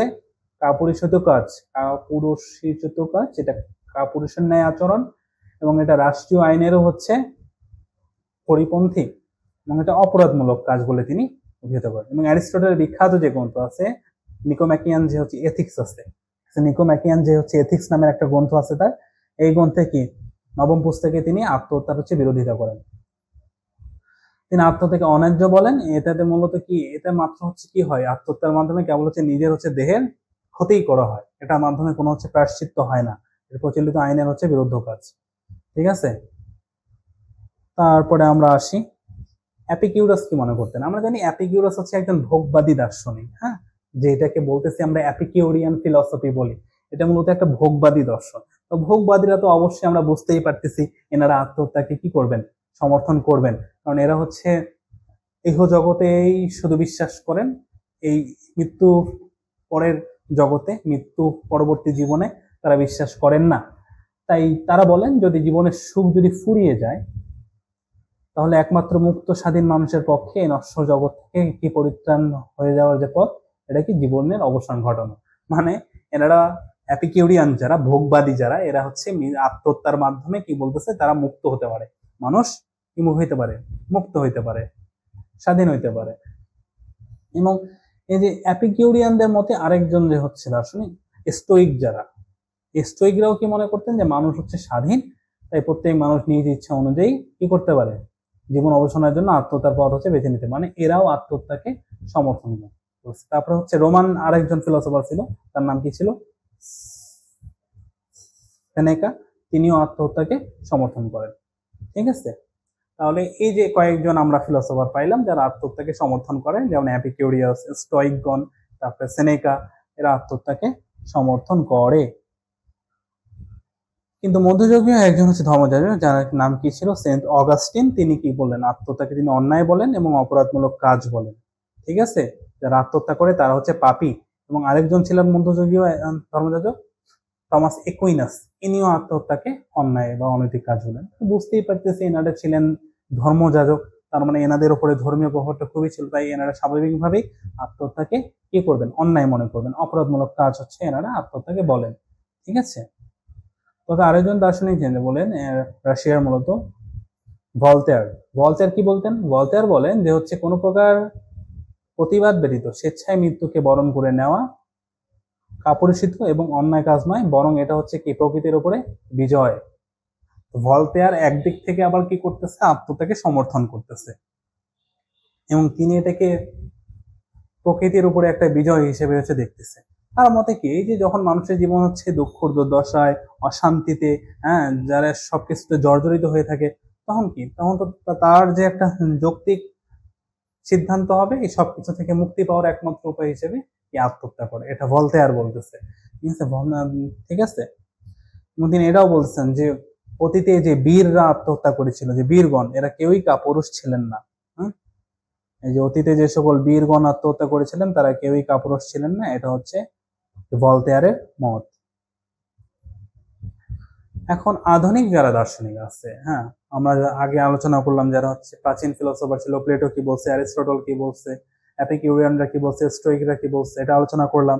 তারপর হচ্ছে মধ্যযুগে দেখলাম যে অগাস্টিন কি বললো, টমাস অ্যাকুইনাস কি বললো, ভলতেয়ার কি বললো। এবার আধুনিক যুগে আসলাম, আধুনিক যুগে দেখিব যে আধুনিক দার্শনিকরা এটাকে কি বলছে। যেমন হচ্ছে ডেভিড হিউমের মতে, হিউম কি বলছে, হিউম বলছে এই জগৎ হচ্ছে ক্ষণস্থায়ী, মানুষের জীবন হচ্ছে একটা ঝিনুকের চেয়েও মূল্যহীন। তাই কোনো মানুষ যদি স্বেচ্ছায় নিজের মঙ্গলের জন্য যদি বিদায় নিতে চান, এতে সমাজের যদি কোনো ক্ষতি না হয়, তবে সেক্ষেত্রে এটা অন্যায় বলে বিবেচ্য নয়। তার মানে হিউমও, আমরা জানি হিউম একজন অভিজ্ঞতাবাদী দার্শনিক। হ্যাঁ, তিনি মূলত ইন্দ্রিয় জগতের বাইরে আর অন্য কোনো কিছুকেই তিনি হচ্ছে স্বীকার করতেন না। হ্যাঁ, এই জন্য হিউমের মতে কি তিনি আত্মহত্যাকে সমর্থন করলেন। ঠিক আছে, তাহলে এটা আমরা হচ্ছে দেখলাম, মানে তিনি বলতেছে কোনো মানুষ যদি স্বেচ্ছায় হচ্ছে নিজের জীবনকে বিনাশ করে এবং তিনি যদি এতে করে যদি সমাজের কোনো ক্ষতি সাধন না হয়, তাহলে আত্মহত্যা অন্যায় নয় হিউমের মতে। জন লক কি বলতেছে, জন লক কিন্তু আত্মহত্যা অনুমোদন করেননি এবং এটিকে তিনি অন্যায় কাজ বলেছেন। ঠিক আছে, তার মতে যদিও মানুষের স্বাধীনতা রয়েছে কিন্তু তার আত্মহত্যা করার স্বাধীনতা নাই। ঠিক আছে, আত্মহত্যাকারীকে তিনি অপরাধী বলেছেন এবং মানব জাতির জন্য তিনি বিপজ্জনক বলেছেন। হ্যাঁ, মানব জাতির জন্য তিনি বিপজ্জনক বলেছেন এবং অস্তিত্বশীল অন্য যতগুলো হচ্ছে প্রাণী আছে এনাদের সাথে তিনি এটাকে বলছে, ওনাদেরকে এটাকে ডিসিভ করা হচ্ছে, প্রতারণা বলেছেন। কারণ কি, মানুষ তিনি অনেকটা বলছেন ঈশ্বরের সৃষ্ট সম্পত্তি, তাই মানুষের ইচ্ছার স্বাধীনতা থাকলেও যে কি হয়, আমরা যদি আত্মহত্যা করি তখন ঈশ্বরের যে কাজ সেটাতে হস্তক্ষেপ করা, ঈশ্বরের সম্পত্তিতে হস্তক্ষেপের নামান্তর মাত্র। মানে প্রাকৃতিক নিয়মের বাইরে যে যখন আমরা আত্মহত্যা করব, তখন জন লকের মতে সেটা হচ্ছে ঈশ্বরের নিয়মে হস্তক্ষেপ, ঈশ্বরের যে কাজ সম্পত্তি তার উপরে হস্তক্ষেপ করা। জার্মান দার্শনিক আরেকজন ইমানুয়েল কান্ট, এনার মতেও আত্মহত্যা হচ্ছে অনৈতিক আর অন্যায়। ঠিক আছে, কারণ কি, তার মতে হচ্ছে নৈতিকতার ভিত্তি কি, প্রজ্ঞার স্বাধীনতার উপরে নির্ভরশীল। একমাত্র যারা হচ্ছে প্রজ্ঞাবান এরাই হচ্ছে কি স্বাধীনভাবে কাজ করার অধিকারী। প্রজ্ঞাবান যারা একমাত্র প্রজ্ঞাবান তারাই স্বাধীনভাবে কাজ করার অধিকারী।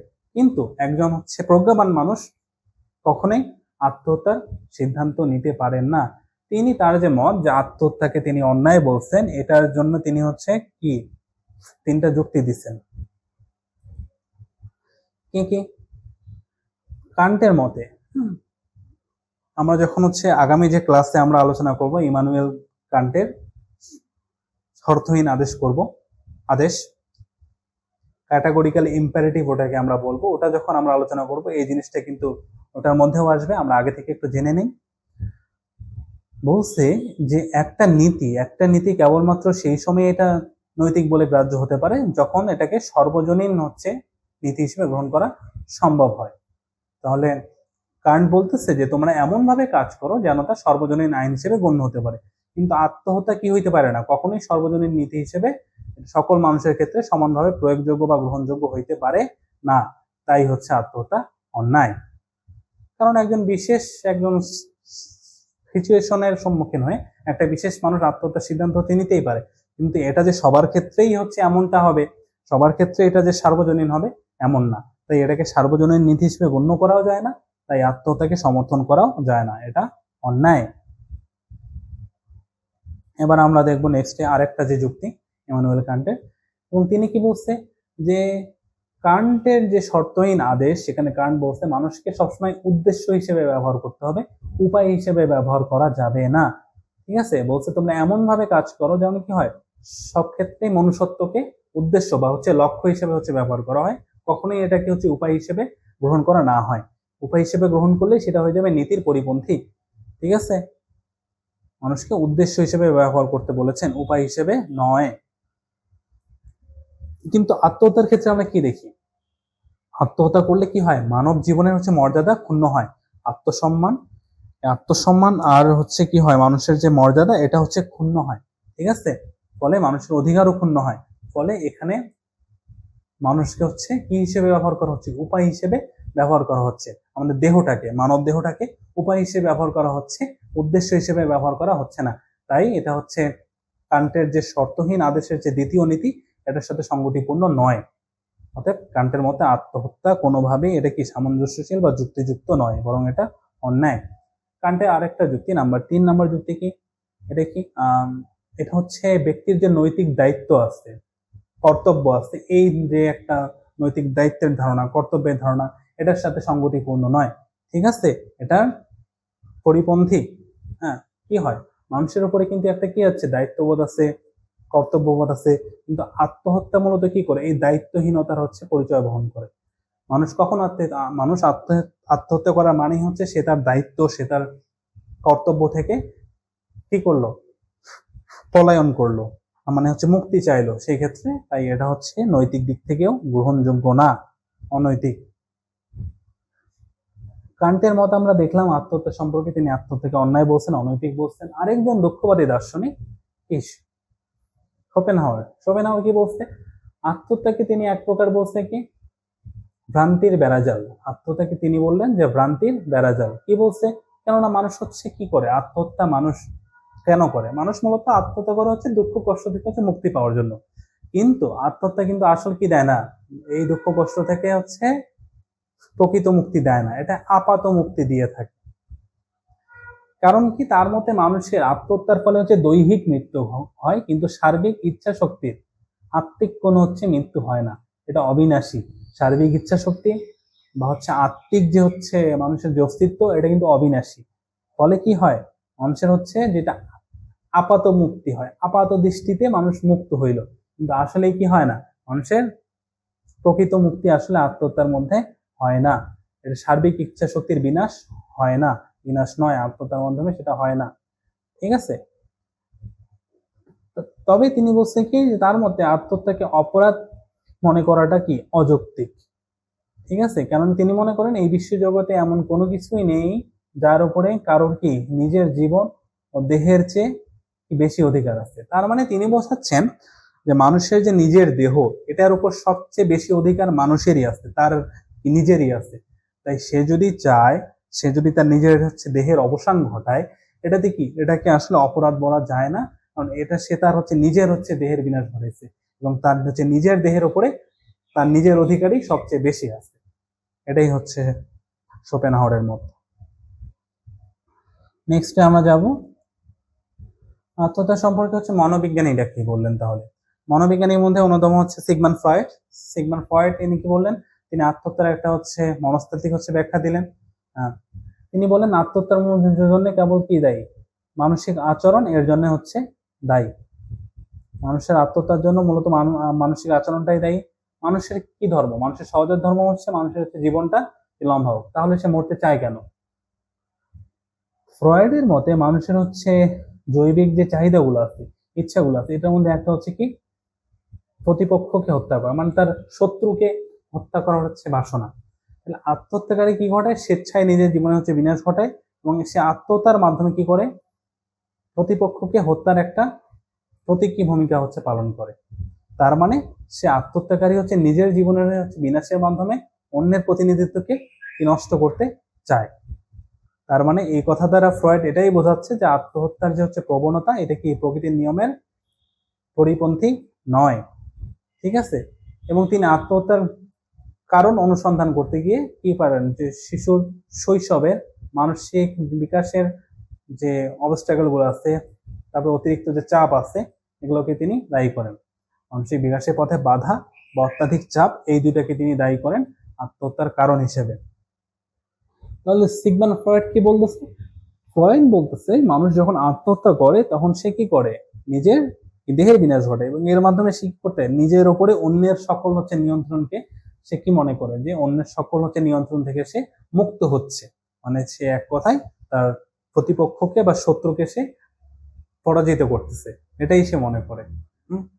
তার মানে বলতেছে যে ফ্রয়েড বলতেছে আত্মহত্যা আসলে কি প্রকৃতির নিয়মের কোনো পরিপন্থী নয়। ফ্রয়েডের মতবাদটা হচ্ছে আমরা মূলত দেখলাম। ফ্রয়েড আরেকটু হচ্ছে তার মতবাদ আত্মহত্যার ক্ষেত্রে আরেকটু ব্যাখ্যা করেন। তিনি বলেন এছাড়াও আমাদের কি আছে, দুটা প্রবৃত্তি আছে, প্রেষণা আছে। একটাকে বলছে ইরোস। আচ্ছা, ইরোসটা হলো কি বেঁচে থাকার হচ্ছে প্রবৃত্তি, আর একটা হচ্ছে থ্যানাটোস বা হচ্ছে কি মৃত্যুর প্রবৃত্তি বা হচ্ছে মৃত্যুকে গ্রহণ করার প্রবৃত্তি, মারা যাওয়ার প্রবৃত্তি। এই দুইটার ক্ষেত্রে আমাদের মধ্যে কি থাকে, সমানভাবে বর্তমান থাকে, ফলে আমরা হচ্ছে কি বেঁচে থাকি। কিন্তু যখন হচ্ছে মৃত্যুর যে প্রবৃত্তি আছে, মৃত্যুর যে হচ্ছে প্রবৃত্তি আছে, এই মৃত্যুর প্রবৃত্তি যখন আমাদের যে বেঁচে থাকার যে হচ্ছে প্রবৃত্তি, এটার চেয়েও বেশি হয়ে যায়, এটার উপরে হচ্ছে প্রাধান্য বিস্তার করে, ওই সময়ে মানুষ আত্মহত্যা করতে চায়। যখন মৃত্যুর প্রবৃত্তিটা হচ্ছে আরো বেশি হয়ে যায়, বেঁচে থাকার প্রবৃত্তির উপরে প্রাধান্য বিস্তার করে, তখনই মানুষ মরতে চায়। এটা ফ্রয়েড বলতেছে। আরেকজন আছেন শিক্ষাতত্ত্ববিদ বা হচ্ছে মনস্তাত্ত্বিক এমিলি ডুরখেইম। তিনি কি বলছে, তার একটা গ্রন্থ আছে লা সুইসাইড। এই যে তার যে লা সুইসাইড গ্রন্থ, এখানে তিনি আত্মহত্যার কারণ হচ্ছে ব্যাখ্যা করতে গিয়ে কি বলেন, সামাজিক অবকাঠামো আর হচ্ছে ঐতিহ্যই এর কারণ।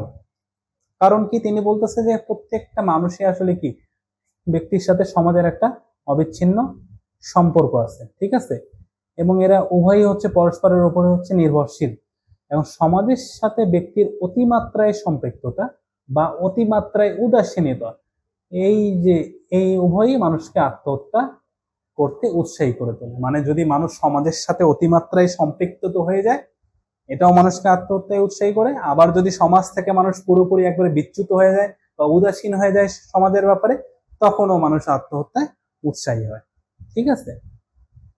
যেমন কি তিনি কি করতে পারে, সমাজে যখন মানুষ কি করতে যায়, যে অবাধ ভাবে স্বাধীন ভাবে হচ্ছে কাজ করতে চায়, কিন্তু এই কাজ করতে গিয়ে যখন হচ্ছে নানা রকমের বাধা বিপত্তি, ক্ষোভ, দুঃখ, অনুশোচনা, হতাশা, এগুলোর ফলে সমাজের উপর তার আস্থা হারায় এবং সে আত্মহত্যার পথ বেছে নেয়,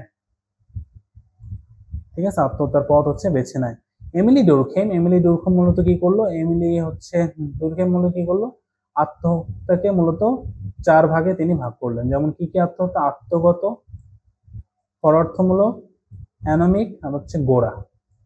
বিস্তারিত জানার প্রয়োজনে আমরা জাস্ট এমনি নামগুলো হচ্ছে জেনে রাখলেন, ঠিক আছে। এমিলি ডুরখেইম আত্মহত্যাকে 4 ভাগে ভাগ করেন, 4 প্রকারের আত্মহত্যার কথা বলেন। আত্মহত্যার পরে আমরা ফাইনালি আরেকটা বিষয় আসবো, সেটা হচ্ছে অ্যাবর্শন, গর্ভপাত। এখন ফাইনালি আমরা জানতে হবে যে মেডিকেল যে টার্ম অ্যাবর্শন, এটা আসলে হচ্ছে ডেফিনেশনটা কি। তো বলছে কি an abortion is a medical, তো অ্যাবর্শন হচ্ছে মূলত একটা কি মেডিকেল প্রক্রিয়া, medical procedure. An abortion is a medical procedure to end a pregnancy, মানে প্রেগনেন্সিটাকে হচ্ছে শেষ করা, হচ্ছে নষ্ট করা, এটা হচ্ছে একটা মেডিকেল প্রক্রিয়া, medical procedure. It uses medicine or surgery to remove the embryo or fetus and placenta from the uterus. তো বলছে it uses medicine or surgery, এটা সার্জারির মাধ্যমে হতে পারে বা হচ্ছে মেডিসিন প্রয়োগের মাধ্যমে হতে পারে বা ওষুধ প্রয়োগের মাধ্যমে হতে পারে। এটা কি করে, যে রিমুভ করে আমাদের হচ্ছে এমব্রায়ো যেটা আছে, ভ্রূণ, এমব্রায়ো মানে হচ্ছে ভ্রূণ, ভ্রূণটাকে কি করে হচ্ছে রিমুভ করে, রিমুভ দ্য এমব্রায়ো আর ফিটাস বা এমব্রায়ো হচ্ছে কি থেকে, প্লাসেন্টা থেকে, ঠিক আছে, মাতৃগর্ভাশয় থেকে এমব্রায়োকে হচ্ছে রিমুভ করে। তারপরে বলছে it's the expulsion of the foetus from the ইউরেটাস before it has reached the stage of viability. তো বলছে before it has reached the stage of viability, মানে সম্পূর্ণরূপে হচ্ছে ভূমিষ্ঠ হওয়ার আগে, মানব সন্তান রূপে জন্মগ্রহণ করার আগে এটা কি করে, অপসারণ করে অ্যাবর্শনের মাধ্যমে। An abortion may occur spontaneously, এটা স্বতঃস্ফূর্তভাবে হইতে পারে। যদি এটা স্বতঃস্ফূর্তভাবে হয়, মানে প্রাকৃতিকভাবে হয়, তখন এটাকে আমরা বলি হচ্ছে মিসক্যারেজ। স্বতঃস্ফূর্তভাবে হলে এটাকে মিসক্যারেজ বলতেছি। অর যদি এটা কি বলছে, or it may be ব্রট on purposefully in which in case it is often called an induced abortion. আর যদি উদ্দেশ্য প্রণোদিত ভাবে হচ্ছে অ্যাবর্শন করা হয় এটাকে হচ্ছে ইনডিউসড অ্যাবর্শন বলা হচ্ছে বা অ্যাবর্শন বলা হচ্ছে। ঠিক আছে, তাহলে অ্যাবর্শন মূলত হচ্ছে দুই ভাগে হইতে পারে, একটা হচ্ছে প্রাকৃতিক ভাবে বা হচ্ছে ন্যাচারালি, এটাকে আমরা বলতেছি হচ্ছে মিসক্যারেজ। আরেকটাকে বলতেছে যেটা হচ্ছে কি উদ্দেশ্য প্রণোদিত ভাবে হচ্ছে করানো হয়, এটা হচ্ছে মেডিসিন প্রয়োগের মাধ্যমে করা হয় বা সার্জারির মাধ্যমে হচ্ছে করানো হয়। এখন এটা বলছে যে there are 24 countries in the world where abortion is completely prohibited. পৃথিবীতে এমন হচ্ছে 24টা দেশ আছে যেখানে অ্যাবর্শন হচ্ছে সব রকমের অ্যাবর্শন সম্পূর্ণভাবে হচ্ছে নিষিদ্ধ। This include Andorra in Malta, Andorra and Malta in Europe, ইউরোপের অ্যান্ডোরা আর মাল্টা, এল সালভাদোর আর হন্ডুরাস ইন সেন্ট্রাল আমেরিকা, মধ্য আমেরিকা আর হচ্ছে এল সালভাদোর আর হন্ডুরাস, তারপরে হচ্ছে Senegal and Egypt in Africa, আফ্রিকায় হচ্ছে সেনেগাল আর মিশর, আর Philippine and Laos in Asia, এবং হচ্ছে এশিয়ার মধ্যে ফিলিপাইন আর হচ্ছে লাওস, এগুলোতে কি এই যে 24টা দেশে অ্যাবর্শন বা গর্ভপাত সব দিক থেকে সব রকম পরিস্থিতিতে সম্পূর্ণ রকম নিষিদ্ধ, সম্পূর্ণভাবে নিষিদ্ধ, প্রহিবিটেড। তারপরে বলছে more than 50 countries and regions permits abortion when the women's health is at risk. যখন ওমেন হেলথ, নারীর যখন স্বাস্থ্য ঝুঁকির সম্মুখীন হয় তখন কি করে অ্যাবর্শনকে পারমিট করতেছে মোর দ্যান 50 কান্ট্রিজ, 50টির অধিক দেশ। বাংলায় আমরা যেটা আছি, গর্ভপাত হচ্ছে এক প্রকার জীব হত্যা, মানব ভ্রূণকে হত্যা করা। যখন এই মহিলা অনিচ্ছা সত্ত্বেও যখন তার গর্ভধারণ হয়ে যায় তখন সে হচ্ছে নষ্ট করে ফেলে। হ্যাঁ, চিকিৎসা বিজ্ঞানের ভাষায় বলা হয় যে 28 সপ্তাহ, বা এটা অনেকে এটাকে হচ্ছে 20 সপ্তাহ বলে, 28 বা 20, বা অনেকে হচ্ছে 24 সপ্তাহ বলে। এর মধ্যে হচ্ছে ভ্রূণের হচ্ছে যদি বিনাশ ঘটানো হয় তাই গর্ভপাত বলা হয়। এবং 1967 এর পূর্বে, 1967 সালের হচ্ছে পূর্বে একমাত্র একটা দেশ ছিল, সেটা হচ্ছে সুইডেন। এই সুইডেনেই গর্ভপাত নিষিদ্ধ ছিল। ঠিক আছে, সরি, এই সুইডেন ছাড়া পৃথিবীর সর্বত্রই হচ্ছে গর্ভপাত নিষিদ্ধ ছিল। মানে 1967 সালের আগে কেবলমাত্র একটা দেশ ছিল যারা গর্ভপাতকে সমর্থন দিত বা এটাকে আইনত হচ্ছে বৈধ বলতো, সেটা হচ্ছে সুইডেন।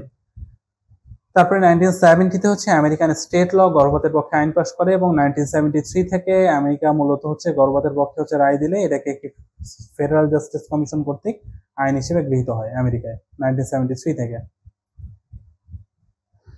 এখন গর্ভপাত নিয়ে হচ্ছে বিতর্ক আছে, যারা হচ্ছে রক্ষণশীল সম্প্রদায়, এরা কি বলতেছে গর্ভপাত হচ্ছে বিরোধিতা করতেছে এবং এটাকে হচ্ছে অনৈতিক কাজ বলে অভিহিত করতেছে রক্ষণশীলরা। এরা বলতেছে এটা হচ্ছে ভ্রূণ হত্যা, তো এটা হচ্ছে গর্ভপাত পাপ আর অন্যায় কাজ। ঠিক আছে, এবং হচ্ছে রক্ষণশীলরা বলতেছে যে হচ্ছে ভ্রূণ আর মানব শিশুর মধ্যে আমরা এমন কোনো হচ্ছে লাইন আনতে পারি না, এমন কোনো হচ্ছে সীমারেখা আনতে পারি না যেটার আগে বা পরে আমরা বলতে পারি এটা ভ্রূণ বা এটা হচ্ছে মানব সত্তা। তাই হচ্ছে এটা একটা নিরবচ্ছিন্ন হচ্ছে জীবন প্রক্রিয়া, তাই হচ্ছে ভ্রূণকে হত্যা করা মানেই হচ্ছে মানব শিশুকে হত্যা করা। ঠিক আছে, তাই এটা হচ্ছে অন্যায় আর পাপ রক্ষণশীলদের মতে। কিন্তু যারা হচ্ছে উদারপন্থী ধারা, এরা কি, এরা হচ্ছে ভ্রূণকে মানব সত্তা বলে স্বীকার করতে রাজি না, এরা গর্ভপাতকে অন্যায় মনে করে না। ঠিক আছে, তারা মনে করে কোনো একটা নির্দিষ্ট সীমারেখা পর্যন্ত হচ্ছে গর্ভপাত হচ্ছে বৈধ হইতে পারে। যেমন ওই যে অনেকে বলতেছে 28 সপ্তাহ, বা অনেকে বলে হচ্ছে 20 সপ্তাহ। তারা বলতেছে যারা উদারপন্থী এরকম একটা হচ্ছে সীমারেখা বা হচ্ছে টাইম লিমিট পর্যন্ত এটা হচ্ছে বৈধ হইতে পারে। ঠিক আছে, উদারপন্থীদের মধ্যে হচ্ছে যখন শিশুর হচ্ছে যখন হচ্ছে ভূমিষ্ঠ হয় বা জন্ম নেয়, এটাই হচ্ছে একটা দৃশ্যমান সীমারেখা। কারণ এই যখন হচ্ছে জন্ম হয় আমরা তখন হচ্ছে কি দেখতে পাই। ঠিক আছে, এটা মূলত হচ্ছে উদারপন্থীরা বলতেছে এরা হচ্ছে গর্ভপাতকে সাপোর্ট করতেছে, কিন্তু যারা হচ্ছে রক্ষণশীল এরা গর্ভপাতকে সমর্থন করে না। এবার আমরা দেখব অনেকে দিয়েছেন গর্ভপাতকে যারা হচ্ছে সাপোর্ট করেছেন, হ্যাঁ, আবার অনেকে আছেন যারা হচ্ছে গর্ভপাতের বিপক্ষে যুক্তি দিচ্ছে। প্রথমে আমরা দেখবো যে গর্ভপাতে হচ্ছে কি বিপক্ষের কারা যুক্তি দিচ্ছে।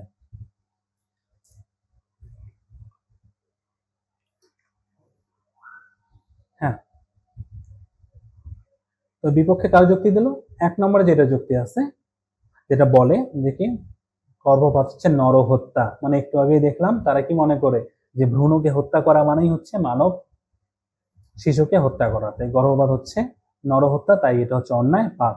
আরেকটা বলে যে গর্ভপাত হচ্ছে কি মন্দ হচ্ছে দৃষ্টান্ত উপস্থাপন করে, মানে বলতেছে যদি কি মৃত্যু যদি হচ্ছে অস্বাভাবিক প্রক্রিয়া ঘটানো হয় বা হচ্ছে কি ভূমিষ্ঠ হওয়ার আগেই যদি হচ্ছে মৃত্যু ঘটানো হয় বা গর্ভপাত যদি অনেক হারে হচ্ছে অধিকারে করানো হয়, এটার হচ্ছে সুযোগ নিয়ে কি করবে, অনেকে অন্যায় ভাবে হচ্ছে কি করবে, যারা দুর্বল প্রতিবন্ধী, হ্যাঁ, বা হচ্ছে অনেকের হচ্ছে কি করবে, হত্যাযজ্ঞ হচ্ছে চালাবে। এমন যেমন কি দেখলাম যে হিটলারের যে হচ্ছে অগ্নি চেম্বারে অসংখ্য মানুষের ওপর হচ্ছে ব্যাপক হচ্ছে হত্যাযজ্ঞ চালানো হয় এবং অসংখ্য মানুষকে কি হয় যে অনৈতিক ভাবে হচ্ছে গর্ভপাত হচ্ছে করানো হয়।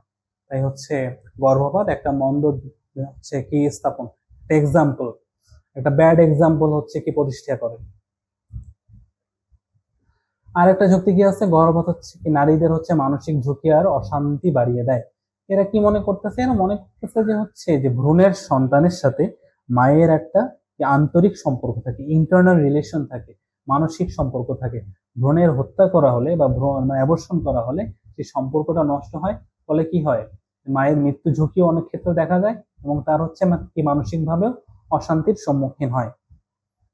তারপর কি বলছে যে গর্ভপাতের হচ্ছে বিকল্প ব্যবস্থা আছে, যেমন কি কারো যদি অনাকাঙ্ক্ষিত গর্ভধারণ হয় তখন তার কি করবে, শিশু যখন হচ্ছে জন্ম হয়ে যাবে, তার শিশুর হচ্ছে জন্ম লাভের পরে এটা কোনো হচ্ছে নিঃসন্তান হচ্ছে দম্পতিকে দত্তক দিয়ে দিবে বা কোনো হচ্ছে কি অনাথ আশ্রম বা অন্য যে কোনো হচ্ছে সেবা প্রতিষ্ঠানে হচ্ছে রেখে আসবে, মানে এর হচ্ছে বিকল্প ব্যবস্থা আছে। এখন দেখবো যারা গর্ভপাতকে হচ্ছে সাপোর্ট করতেছে এনাদের হচ্ছে যুক্তিগুলা কি। এনাদের এক নম্বর যে যুক্তি যেটা সবার আগে, সেটাই হচ্ছে গর্ভধারণ অনেক হচ্ছে ঝুঁকিপূর্ণ। এরা বলতেছে যে গর্ভধারণটা করা আসলে অনেক ঝুঁকিপূর্ণ, এটা হচ্ছে মায়ের শরীরের বা হচ্ছে নারীদের দেহের নানা হচ্ছে ঝুঁকি থাকে। তাই অনেক ক্ষেত্রে কি হইতে পারে, কেউ যদি আগ্রহী না হয়, সে যদি হচ্ছে গর্ভপাত করতে রাজি হয় বা সে যদি মনে করে যে এই সময় গর্ভধারণ করলে তার শরীরের পক্ষে ভালো হবে না, তাই সে কি ওই ক্ষেত্রে তার গর্ভ হচ্ছে কি বলো গর্ভপাত হচ্ছে ঘটানোর বা অ্যাবর্শন করার তাকে অনুমতি দেওয়া উচিত, এটা অন্যায় হবে না। ঠিক আছে, তার হচ্ছে ওর উপরে অতিরিক্ত ভার চাপানো ঠিক হবে না, এটা একটা বলতেছে। আরেকটা বলতেছে কি না, এখানে আরেকটা ছিল যুক্তি আমরা দেখব, এই যে 2 নম্বরে একটা ছিল যে ভ্রূণ অনাকাঙ্ক্ষিত হচ্ছে কি হইতে পারে, প্রতিবন্ধী হইতে পারে। যেমন আমি দেখতে পারি যে এখন তো আমরা হচ্ছে আলট্রাসোনোগ্রাফি করে, আলট্রাসোনোগ্রাফির মাধ্যমে পেটে থাকতেই আমরা হচ্ছে ভ্রূণের অবস্থাটা দেখতে পারি। তো আলট্রাসোনোগ্রাফির মাধ্যমে যদি ভ্রূণের অবস্থা হচ্ছে জাজ করে যদি মনে হয় যে ভ্রূণটা আছে এটা কি, এটা সুস্থ সবল না, বা এটা যদি হচ্ছে ভূমিষ্ঠ হয়, এই যে সন্তানটা হচ্ছে কি হইতে পারে, প্রতিবন্ধী হইতে পারে, এতে করে কি দেখা যাবে, সেই সন্তানকে সারা জীবনই দুঃখ কষ্ট ভোগ করতে হবে। এই ক্ষেত্রে হচ্ছে কি করতে পারে, অ্যাবর্শন কি অন্যায় হবে না, এনারা বলতেছে। আর এটা কি নাম্বার 3, অনাকাঙ্ক্ষিত গর্ভধারণের বাধ্য নন। আমরা জানি আমাদের সমাজে এমন অনেক হচ্ছে নিকৃষ্ট কাজগুলো হয়, যেমন হচ্ছে রেপ হয়, ধর্ষণ হয়, বা অনেক কারণে কি হয় যে নারীরা হচ্ছে অনাকাঙ্ক্ষিত অনিচ্ছাকৃত হচ্ছে গর্ভধারণে বাধ্য হয়। এই ক্ষেত্রে সে এই এই ক্ষেত্রে তাকে অ্যাবর্শনের অনুমতি দেওয়া উচিত। এই ক্ষেত্রে অ্যাবর্শন আসলে কি নৈতিক দৃষ্টিকোণ থেকে অন্যায় হবে না, বরং এক্ষেত্রে নারীকে যদি অ্যাবর্শন করতে না দেওয়া হয় এটাই একদিক থেকে অন্যায়। নাম্বার 4 কি নারীর যে একটা স্বাধীন অধিকার এটা খর্ব করা উচিত না, কারণ কি নারীর দেহের উপরে তার হচ্ছে নিজের যে হচ্ছে অধিকার এটাই সবচেয়ে বেশি আছে এই মত অনুযায়ী। সেক্ষেত্রে কি হয়, নারী যদি মনে করে যে তার এক্ষেত্রে স্বাস্থ্য ঝুঁকি হইতে পারে বা তার এক্ষেত্রে হচ্ছে মানসিক সমস্যা হতে পারে, সে কি করতে পারে, অ্যাবর্শন করতে পারে এই যুক্তি অনুযায়ী। এখন ফাইনালি আমরা দেখলাম যে অনেকে হচ্ছে অ্যাবর্শনের পক্ষেও মত দিচ্ছে, অনেকে হচ্ছে বিপক্ষেও মত দিচ্ছে। এখন বাংলাদেশে আসলে কি গর্ভপাত বৈধ কিনা, বাংলাদেশের যে আইন অনুযায়ী শুধুমাত্র মায়ের জীবন রক্ষায় হচ্ছে গর্ভপাতের অনুমতি দেওয়া যায়। এছাড়া গর্ভপাতের ক্ষেত্রে কি হইতে পারে, কারাদণ্ড হইতে পারে, 3 থেকে 5 বছরের হচ্ছে কারাদণ্ড এবং কি হইতে পারে, জরিমানা হতে পারে। তার মানে শুধুমাত্র মায়ের জীবন রক্ষায় হচ্ছে গর্ভপাতের অনুমতি দেওয়া আছে। আপনারা যদি আরো চান এটা হচ্ছে ডিটেলস জানবেন, তো বাংলাদেশে যে পেনাল কোড আছে 1860 মানে 1860 সালের যে দণ্ডবিধি আছে, সেখানকার আইনে মূলত 5টা ধারা আছে যেখানে এই সম্পর্কে বলা আছে। এই আপনারা যদি চান এই জিনিসগুলো একটু জেনে রাখবেন, তো এটা আপনারা হচ্ছে এই যে কয়েকটা ধারা আছে, ধারাগুলো হচ্ছে আপনারা হচ্ছে জেনে রাখতে পারেন। একটা হচ্ছে 312 ধারা, এখানে বলছে যদি কোনো ব্যক্তি যদি ইচ্ছাকৃতভাবে গর্ভবতী স্ত্রীলোকের হচ্ছে গর্ভপাত করায়, ঠিক আছে, এবং হচ্ছে তার উদ্দেশ্য যদি স্ত্রীলোকের জীবন বাঁচানো না হয়, তবে তাকে কি হইতে পারে, 3 বছর থেকে যে কোনো মেয়াদের সশ্রম বা হচ্ছে বিনাশ্রম হচ্ছে কারাদণ্ড হবে, বা হচ্ছে উভয় দণ্ডে হচ্ছে দণ্ডিত হইতে পারে। ঠিক আছে, তারপরে এরকম আরো কয়েকটা ধারা, 313 আছে, 314 আছে, তারপরে 315, 16, মানে 312, 13, 14, 15, 16 এবং হ্যাঁ 312 থেকে 316 এই কয়েকটা ধারা, 5টা ধারা, এই যে 1860 সালের দণ্ডবিধির এই 5টা ধারা মোতাবেক বাংলাদেশে কি হয়েছে, গর্ভপাতকে আসলে বৈধতা দেওয়া হয়নি। একটি মাত্র ক্ষেত্র ব্যতীত যদি মায়ের কি হয়, মৃত্যু ঝুঁকি দেখা দেয়, তখনই কেবল হচ্ছে এটার বৈধতা দেওয়া হয়, এছাড়া এটা বৈধ না। এমনকি হচ্ছে এটা যদি কেউ যদি গর্ভপাত করে, হ্যাঁ, মাতৃমৃত্যুর ঝুঁকি ব্যতীত তার 3 থেকে 12 বছরের কারাদণ্ড বা জরিমানা হতে পারে। তাহলে আমরা আসলে কি ইন জেনারেলি আমাদের কি নিরপেক্ষ দৃষ্টিভঙ্গি থেকে যদি আমরা জাজ করি, তখন আমরা আসলে আমাদের এই সমাজে যদি হচ্ছে কি হয়, অনাকাঙ্ক্ষিত গর্ভধারণ যদি হয়ে যায়, ঠিক আছে, এবং বা হচ্ছে মায়ের অনেক ক্ষেত্রেই দেখা গেছে মা হচ্ছে রোগাক্রান্ত বা হচ্ছে পুষ্টিহীন বা হচ্ছে দুর্বল, সেক্ষেত্রে আসলে কি গর্ভপাতকে নৈতিকভাবে সমর্থন দেওয়া আসলে উচিত। বা অনেক হচ্ছে রেপ যদি হয় বা ধর্ষিতা নারী হয়, সেক্ষেত্রেও তার হচ্ছে জীবন বা মান সম্মান বাঁচানোর জন্য, দারিদ্র বিমোচনের জন্য অনেক ক্ষেত্রেও, তারপরে হচ্ছে মায়েদেরকে রক্ত শূন্যতা বা পুষ্টিহীনতার হাত থেকে বাঁচানোর জন্য গর্ভপাতটা আসলে নৈতিকভাবে গ্রহণযোগ্য হওয়া উচিত। তবে আরেকটা বিষয় খেয়াল রাখতে হবে, এই গর্ভপাতের যে সুযোগ নিয়ে যেন হচ্ছে অবৈধ যৌনাচারের জন্য উৎসাহিত না করা হয়। তো এই দুটার মধ্যে আমাদের ব্যালেন্স করতে হবে।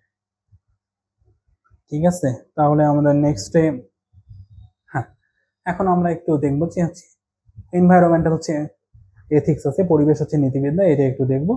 মূলত হচ্ছে নীতিবিদ্যা মানুষের আচরণে ন্যায় অন্যায়, ভালো অন্যায়, উচিত অনুচিত এগুলো নিয়ে মূলত আলোচনা করে। নীতিবিদ্যাকে মেইনলি 2 ভাগে, একটা হচ্ছে মানব কেন্দ্রিক অ্যানথ্রোপোসেন্ট্রিক, মানব কেন্দ্রিক বা অ্যানথ্রোপোসেন্ট্রিক, আর একটা হচ্ছে অমানব কেন্দ্রিক বা হচ্ছে নন অ্যানথ্রোপোসেন্ট্রিক। তো যে অমানব কেন্দ্রিক যে ধারা আছে, এটার মধ্যেই মূলত হচ্ছে এই যে অমানব কেন্দ্রিক ধারার মধ্যে কি পরিবেশ নীতিবিদ্যাটা আসলে অন্তর্ভুক্ত। পরিবেশ বলতে আমাদের চারপাশে যাবতীয় যা কিছু আছে, জীবজন্তু, গাছপালা, পাহাড় পর্বত, তারপর ইকোসিস্টেম, বায়ুমণ্ডল, সবকিছু নিয়ে হচ্ছে পরিবেশ। এগুলোকে রক্ষা করা, তারপরে ইনভায়রনমেন্টাল পলিউশন থেকে হচ্ছে রক্ষা করা, পরিবেশ দূষণ এটা থেকে রক্ষা করা, এর কারণ প্রতিকার, এগুলোর মূল্যায়ন করা, বিশ্লেষণ করা, ঠিক আছে, এবং হচ্ছে আমাদের আশেপাশে যে সারাউন্ডিংসে যত হচ্ছে জীবিত প্রাণীরা আছে, এদের হচ্ছে অধিকার নিয়ে আলোচনা করা, হ্যাঁ, এদের আসলে গুরুত্ব বা হচ্ছে মূল্য কতটুকু, এদের হচ্ছে এদের প্রতি আমাদের কোনো হচ্ছে নৈতিক দায়িত্ব আছে কিনা, পরিবেশের প্রতি আমাদের হচ্ছে নৈতিক দায়িত্বগুলো কি কি, এই সবগুলো নিয়েই আলোচনা করে মূলত এনভায়রনমেন্টাল এথিক্স। এখন হচ্ছে লিওপোল্ড নামে একজন আছে পরিবেশবিদ। এই লিওপোল্ড কি করেন, লিওপোল্ড হচ্ছে 1949 সালে তার একটা গ্রন্থ লেখেন, ল্যান্ড এথিক্স, এবং এই ল্যান্ড এথিক্স থেকে মূলত এই যে ভূমি নীতিবিদ্যা একটা টার্ম, এটা মূলত আসেন, তাকে এই জন্য ভূমি নীতিবিদ্যার হচ্ছে জনকও বলা হয়। হ্যাঁ, এই ভূমি নীতিবিদ্যার মধ্যে মূলত কি কি আছে, এর মধ্যে ভূমি, পানি, উদ্ভিদ, জীবজন্তু, মানে আলটিমেটলি বলতে গেলে যে হচ্ছে আমাদের যে এনভায়রনমেন্টের সবকিছুই এর মধ্যে এসে যাচ্ছে ভূমি নীতিবিদ্যার মধ্যে। এখন আমাদের একটা টপিক আছে কি dealings with the lower animals. আচ্ছা, লোয়ার অ্যানিমাল বলতে আসলে আমরা সবাই অ্যানিমাল, কিন্তু আমাদের অ্যানিমাল মধ্যে অনেকে হচ্ছে হায়ার অ্যানিমাল, যেমন যেটা হচ্ছে মানুষ হচ্ছে হায়ার অ্যানিমাল, কারণ মানুষের হচ্ছে জীববৃত্তিও আছে, একই সাথে বুদ্ধিবৃত্তিও আছে। কিন্তু যারা হচ্ছে লোয়ার অ্যানিমাল, এদের কিন্তু হচ্ছে জীববৃত্তি থাকতে হচ্ছে বুদ্ধিবৃত্তিটা এত হচ্ছে প্রকট না। এখন এই যে লোয়ার অ্যানিমাল যারা আছে, এদের প্রতি আমাদের দায়িত্ব আসলে কি? পিটার সিঙ্গার কি বলতেছে, পিটার সিঙ্গার বলছে, if a being suffers there can be no moral justification for refusing to take that sufferings into consideration, no matter what the nature of the being. The principle which requires that its suffering can be counted equally. তো Peter singer বলতেছে, যদি কোনো সত্তা বা জীবিত সত্তা যদি কিসের মধ্যে পড়ে, যে দুঃখ দুর্দশার মধ্যে পড়ে, সাফারিং এর মধ্যে পড়ে, তখন আমাদের কি দেখতে হবে, তার হচ্ছে সেটা যে কোনো ধরনের প্রাণী হোক না কেন, তার হচ্ছে নেচার যাই হোক না কেন, সেটাকে আমাদের কি আনতে হবে, তার যে হচ্ছে দুঃখ দ্বন্দ্ব, তার যে হচ্ছে দুঃখ কষ্ট, তার যে হচ্ছে সাফারিংস, এটাকে আমাদের কি কনসিডারেশনের আওতায় আনতে হবে, এটাকে হচ্ছে বিবেচনার আওতায় আনতে হবে, এবং সেটাকে সমবিবেচনার আওতায় আনতে হবে। পিটার সিঙ্গার তার একটা বিখ্যাত গ্রন্থ আছে যার নাম হচ্ছে অ্যানিমেল হচ্ছে লিবারেশন, এটা 1975 প্রকাশিত হয়। এটা এটাই তিনি হচ্ছে মূলত হচ্ছে প্রাণীর নৈতিক অধিকারগুলো হচ্ছে তিনি হচ্ছে আলোচনা করেন। তারপর আরেকজন আছে, তার নাম হচ্ছে টম রেগান, তার একটা বই আছে the case for animal right, the case for animal right. এখানেও তিনি কি পশুর নৈতিক যে হচ্ছে অধিকার, তার যে সমবিবেচনা পাওয়ার যোগ্যতা, এগুলো তিনি আলোচনা করেন। এখন এই যে জীবজন্তুর অধিকার হচ্ছে লোয়ার অ্যানিমেলস যেগুলোকে আমরা বলতেছি, এগুলো হচ্ছে এগুলো সম্পর্কিত, এদের হচ্ছে অধিকার নিয়ে কয়েকটা মতবাদ আছে। একটা হচ্ছে মর্যাদাহীন তত্ত্ব। এই মর্যাদাহীন নামে মানেই বুঝতেছি এরা হচ্ছে কি করে না, এরা হচ্ছে প্রাণীর কোনো এরা মনে করে কি প্রাণীর কোনো আত্মা নাই। হ্যাঁ, এটাকে তিনি হচ্ছে পাথর ভেঙে ফেলা বা কি পুতুলের হাত ভেঙে ফেলার সঙ্গে হচ্ছে কম্পেয়ার করেন। দুটাই হচ্ছে মানে এদের মধ্যে কোনো হচ্ছে মৌলিক কি নাই, পার্থক্য নাই। তাই হচ্ছে কি এই জন্যই কি বলেন যে প্রাণীর আসলে কি জীবনের তেমন কোনো মর্যাদা নাই, প্রাণীর যে জীবনের মর্যাদা এটা তারা কি করেন না, স্বীকার করেন না। এদের মধ্যে অন্যতম হচ্ছে রেনে দেকার্ত, ফরাসি দার্শনিক হচ্ছে রেনে দেকার্ত, এই মর্যাদাহীন যে তত্ত্ব এটার একজন সমর্থক। আরেকজন দার্শনিক আছেন হুইলার, হুইলার কি বলেন, হুইলার মনে যে প্রাণীর সুখ দুঃখ এটা আসলে কি ভিন্ন, এটা মানুষের মতো না।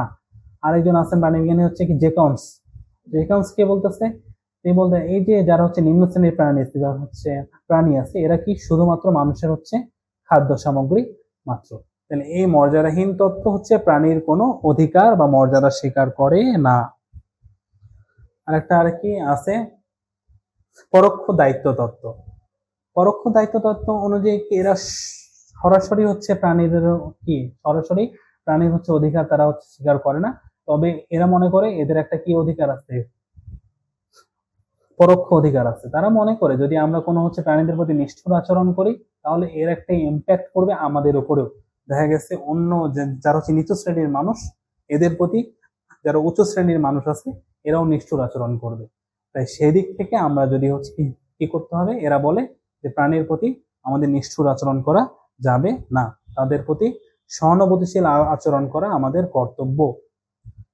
ঠিক আছে, এবং এর ফলে কি হবে, পরোক্ষভাবে আমরাও হচ্ছে মানুষের প্রতি সহানুভূতিশীল হতে শিখব। এটাই হচ্ছে পরোক্ষ দায়িত্ব তত্ত্ব। আর একটা বলতেছে সমান মর্যাদা তত্ত্ব, মানে এরা এই যে মানুষের যেভাবে হচ্ছে জীবিত থাকার অধিকার বা জীবনের অধিকার, আর প্রাণীর উভয়েরই সমানভাবে কি পরিবেশে হচ্ছে জীবনযাপনের বা হচ্ছে বেঁচে থাকার কি অধিকার আছে, সমানভাবে গুরুত্বপূর্ণ। এটার অন্যতম প্রবক্তা হচ্ছে টম রেগান কি বলেন যে, এবং তিনি এই ক্ষেত্রে হচ্ছে 3টা নীতির উল্লেখ করেন। কি যে কি বাণিজ্যিক উদ্দেশ্যে প্রাণীর কি বংশবৃদ্ধি অবৈধ হওয়া বাঞ্ছনীয়, ব্যবসায়িক হচ্ছে উদ্দেশ্যে প্রাণীর হত্যা বা শিকার, লালন পালন এগুলো অন্যায়, ওষুধ হচ্ছে রোগ পরীক্ষা বা অন্য কিছুর জন্য কি পরীক্ষাগারে প্রাণীর ব্যবহার করা অনিশ্চিত। এটা হচ্ছে 3টা নীতি মূলত দেন হচ্ছে টম রেগান।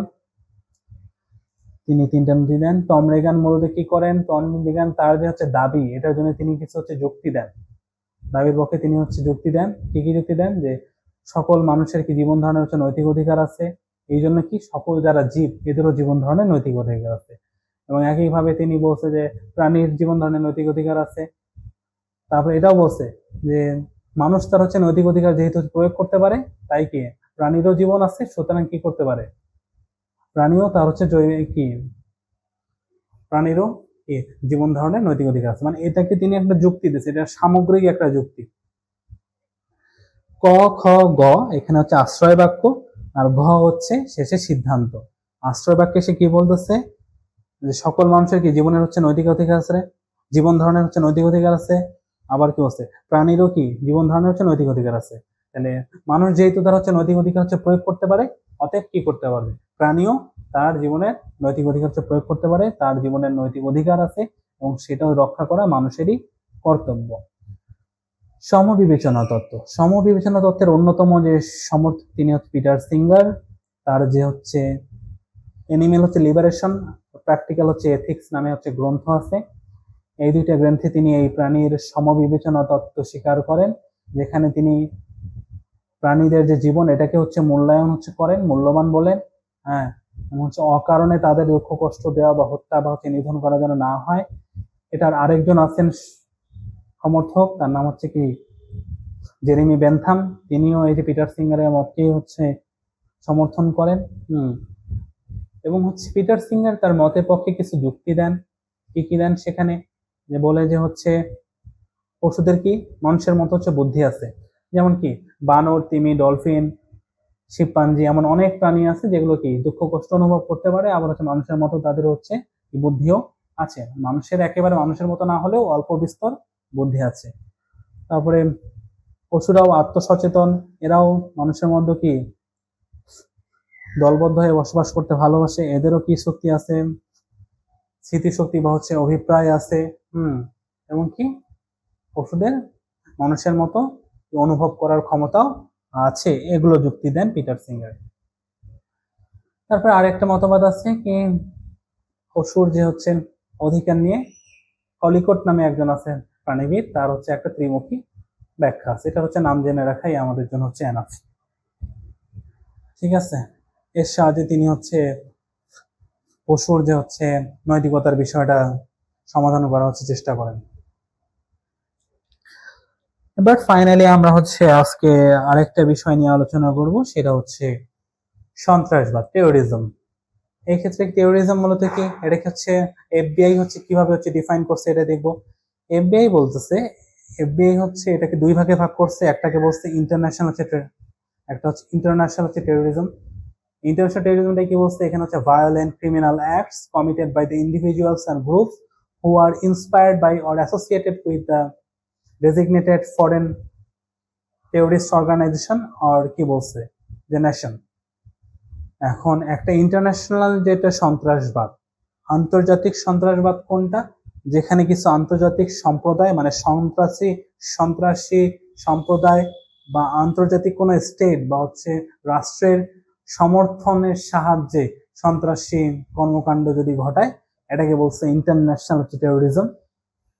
আরেকটাকে বলছে ডোমেস্টিক টেরোরিজম, যা দেশের অভ্যন্তরীণ কিছু গোষ্ঠীগুলো আছে যেগুলো যদি সন্ত্রাসবাদী যখন কার্যক্রম ঘটায়, যেমন বলতেছে যে violent criminal acts committed by individuals or groups to further ideological goals stemming from domestic influences, অভ্যন্তরীণ যে প্রভাব, সাচ এস দোজ অফ সেটা রাজনৈতিক হইতে পারে, যে রিলিজিয়াস হইতে পারে, সোশ্যাল হইতে পারে, বা রেশাল হইতে পারে, বা এনভায়রনমেন্টাল হইতে পারে। ঠিক আছে, এই দুই ধরনের টেরোরিজম বা সন্ত্রাসবাদ। তাহলে সন্ত্রাসবাদের মধ্যে কি পাচ্ছি আমরা, সন্ত্রাসবাদে পাচ্ছি কোন জনগোষ্ঠীর মধ্যে কি একটা ভয়ের একটা সাধারণ পরিবেশ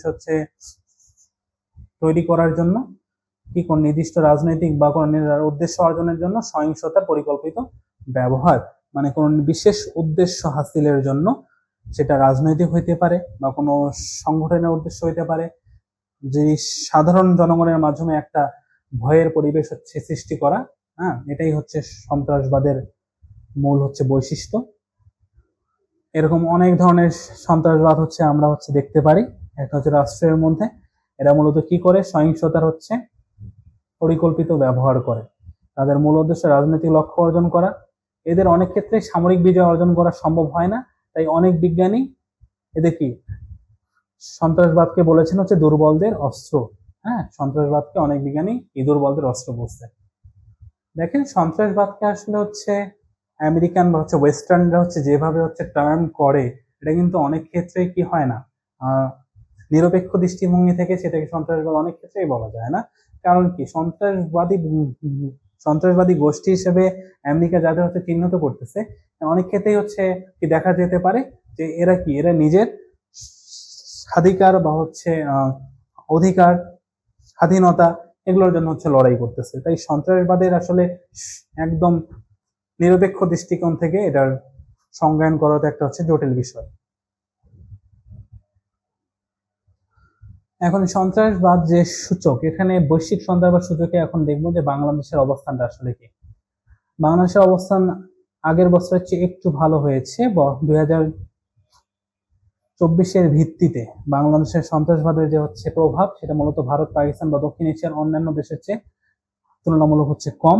হ্যাঁ, গ্লোবাল এই বছরে 2025 সালের গ্লোবাল হচ্ছে টেরোরিজম ইন্ডেক্সের যে সূচক, বাংলাদেশের স্কোয়ার এখানে কি 3.03, এখানে আউট অফ হচ্ছে 10, মানে সর্বোচ্চ স্কোর হচ্ছে 10।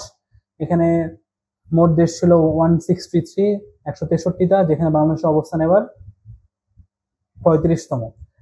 এর আগের বছরে এটা ছিল 32তম 2024-এ। তো এবার একটু উন্নতি হয়েছে, ঠিক আছে। তারপরে আমরা দেখব যে অন্যান্য দেশগুলোর যে হচ্ছে দক্ষিণ এশিয়া, তবে সবচেয়ে বেশি যে সন্ত্রাসবাদের যে শিকার দেশ সেটা হচ্ছে বুর্কিনা ফাসো।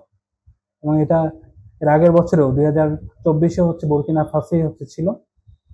এর পরেই আছে দক্ষিণ এশিয়ার হচ্ছে পাকিস্তান এবং হচ্ছে সিরিয়া। তাহলে আমাদের যে দক্ষিণ এশিয়ার মধ্যে এই সন্ত্রাসবাদী যে সূচক, তার মধ্যে সবচেয়ে খারাপ অবস্থানে আছে মূলত দুইটা দেশ, পাকিস্তান আর আফগানিস্তান। পাকিস্তানের অবস্থান হচ্ছে 2-এ, ঠিক আছে। আফগানিস্তানের অবস্থান হচ্ছে 9ম স্থানে। আফগানিস্তান হচ্ছে 9ম স্থান, ভারত হচ্ছে 14তম স্থানে। তাই আমরা যদি কম্পেয়ার করি তাহলে মোটামুটি দেখতে পাবো সব দিক থেকে দক্ষিণ এশিয়ার মধ্যে বাংলাদেশের অবস্থান সবচেয়ে ভালো। এখন হোর্ডিং জিনিসটা কি? হোর্ডিংটা একটা মোটামুটি নতুন দাম, এমসিকিউ আসার মতো তেমন কিছু এখানে নেই, খুবই কম। এবং যদি আসেও সেটা আমরা ওই মুহূর্তে এক্সাম হলে বসেই একটু গভীরভাবে চিন্তা করলেই আশা করি দিতে পারবো। মজুদদারি মানে কি? মজুদদারি হচ্ছে যে হচ্ছে নিত্য পণ্যের যে হচ্ছে বাজার, এখানে নিজের নিয়ন্ত্রণ প্রতিষ্ঠার জন্য বা কৃত্রিমভাবে হচ্ছে সংকট তৈরি করার জন্য কোন একটা বিশেষ হচ্ছে পণ্য সেটা কি করা, অতিরিক্ত হচ্ছে মজুদ করা। হ্যাঁ, এবং এটা হইতে পারে, এটার বেশ কয়েকটা উদ্দেশ্য হইতে পারে। একটা হচ্ছে অতিরিক্ত হচ্ছে মুনাফার লোভে, বা হচ্ছে একটা বাজারে হচ্ছে মূল্য নিয়ন্ত্রণ করার জন্য, মানে হচ্ছে নিজের একটা নিয়ন্ত্রণের জন্য। দেখা গেছে হচ্ছে একটা পণ্যের হচ্ছে কৃত্রিম হচ্ছে সংকট ঘটায়, এই ক্ষেত্রে হচ্ছে আর্থিকভাবে হচ্ছে কি লাভবান হওয়ার জন্য, ঠিক আছে।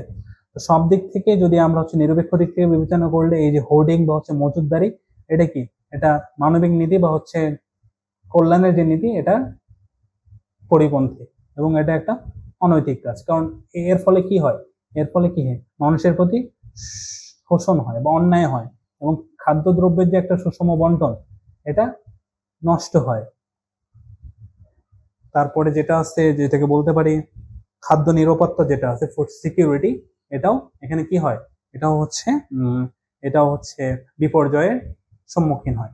সব দিক থেকে এই যে হোর্ডিং হচ্ছে মজুদদারি যেটা আছে, এটা আসলে নৈতিকভাবে সমর্থনযোগ্য নয়। এখন ফাইনালি আমরা শেষ করলাম আমাদের যে হচ্ছে প্র্যাকটিক্যাল হচ্ছে এথিক্স ছিল, ব্যবহারিক হচ্ছে নীতিবিদ্যার যে বিভিন্ন অংশগুলো মোটামুটি আমরা আলোচনা করলাম। এটার হচ্ছে সোর্স হিসেবে আপনারা দেখতে পারেন আব্দুল খালেক স্যারের একটা বই আছে প্রায়োগিক নীতিবিদ্যা। তারপরে আমি সোর্স হিসেবে আরো ব্যবহার করেছি আরেকটা বইয়ের নাম হচ্ছে ব্যবহারিক হচ্ছে নীতিবিদ্যা, পিটার সিঙ্গার। হ্যাঁ, এই দুইটা বই আপনারা হচ্ছে দেখতে পারেন, ঠিক আছে। তারপরে একই সাথে এখানে কিছু ইন্টারন্যাশনাল হচ্ছে ওয়েবসাইট গুলো ব্যবহার করা হয়েছে, যেমন সন্ত্রাসবাদের জন্য হচ্ছে এফবিএ এর হচ্ছে ওয়েবসাইট। হ্যাঁ, তারপরে এখানে হচ্ছে আরো কিছু ইন্ডেক্সের জন্য হচ্ছে ইউএন এর কিছু হচ্ছে ওয়েবসাইট হচ্ছে ব্যবহার করা হয়েছে, ঠিক আছে। তো আমরা এখান থেকে হচ্ছে এমসিকিউ গুলো হচ্ছে প্র্যাকটিস করব।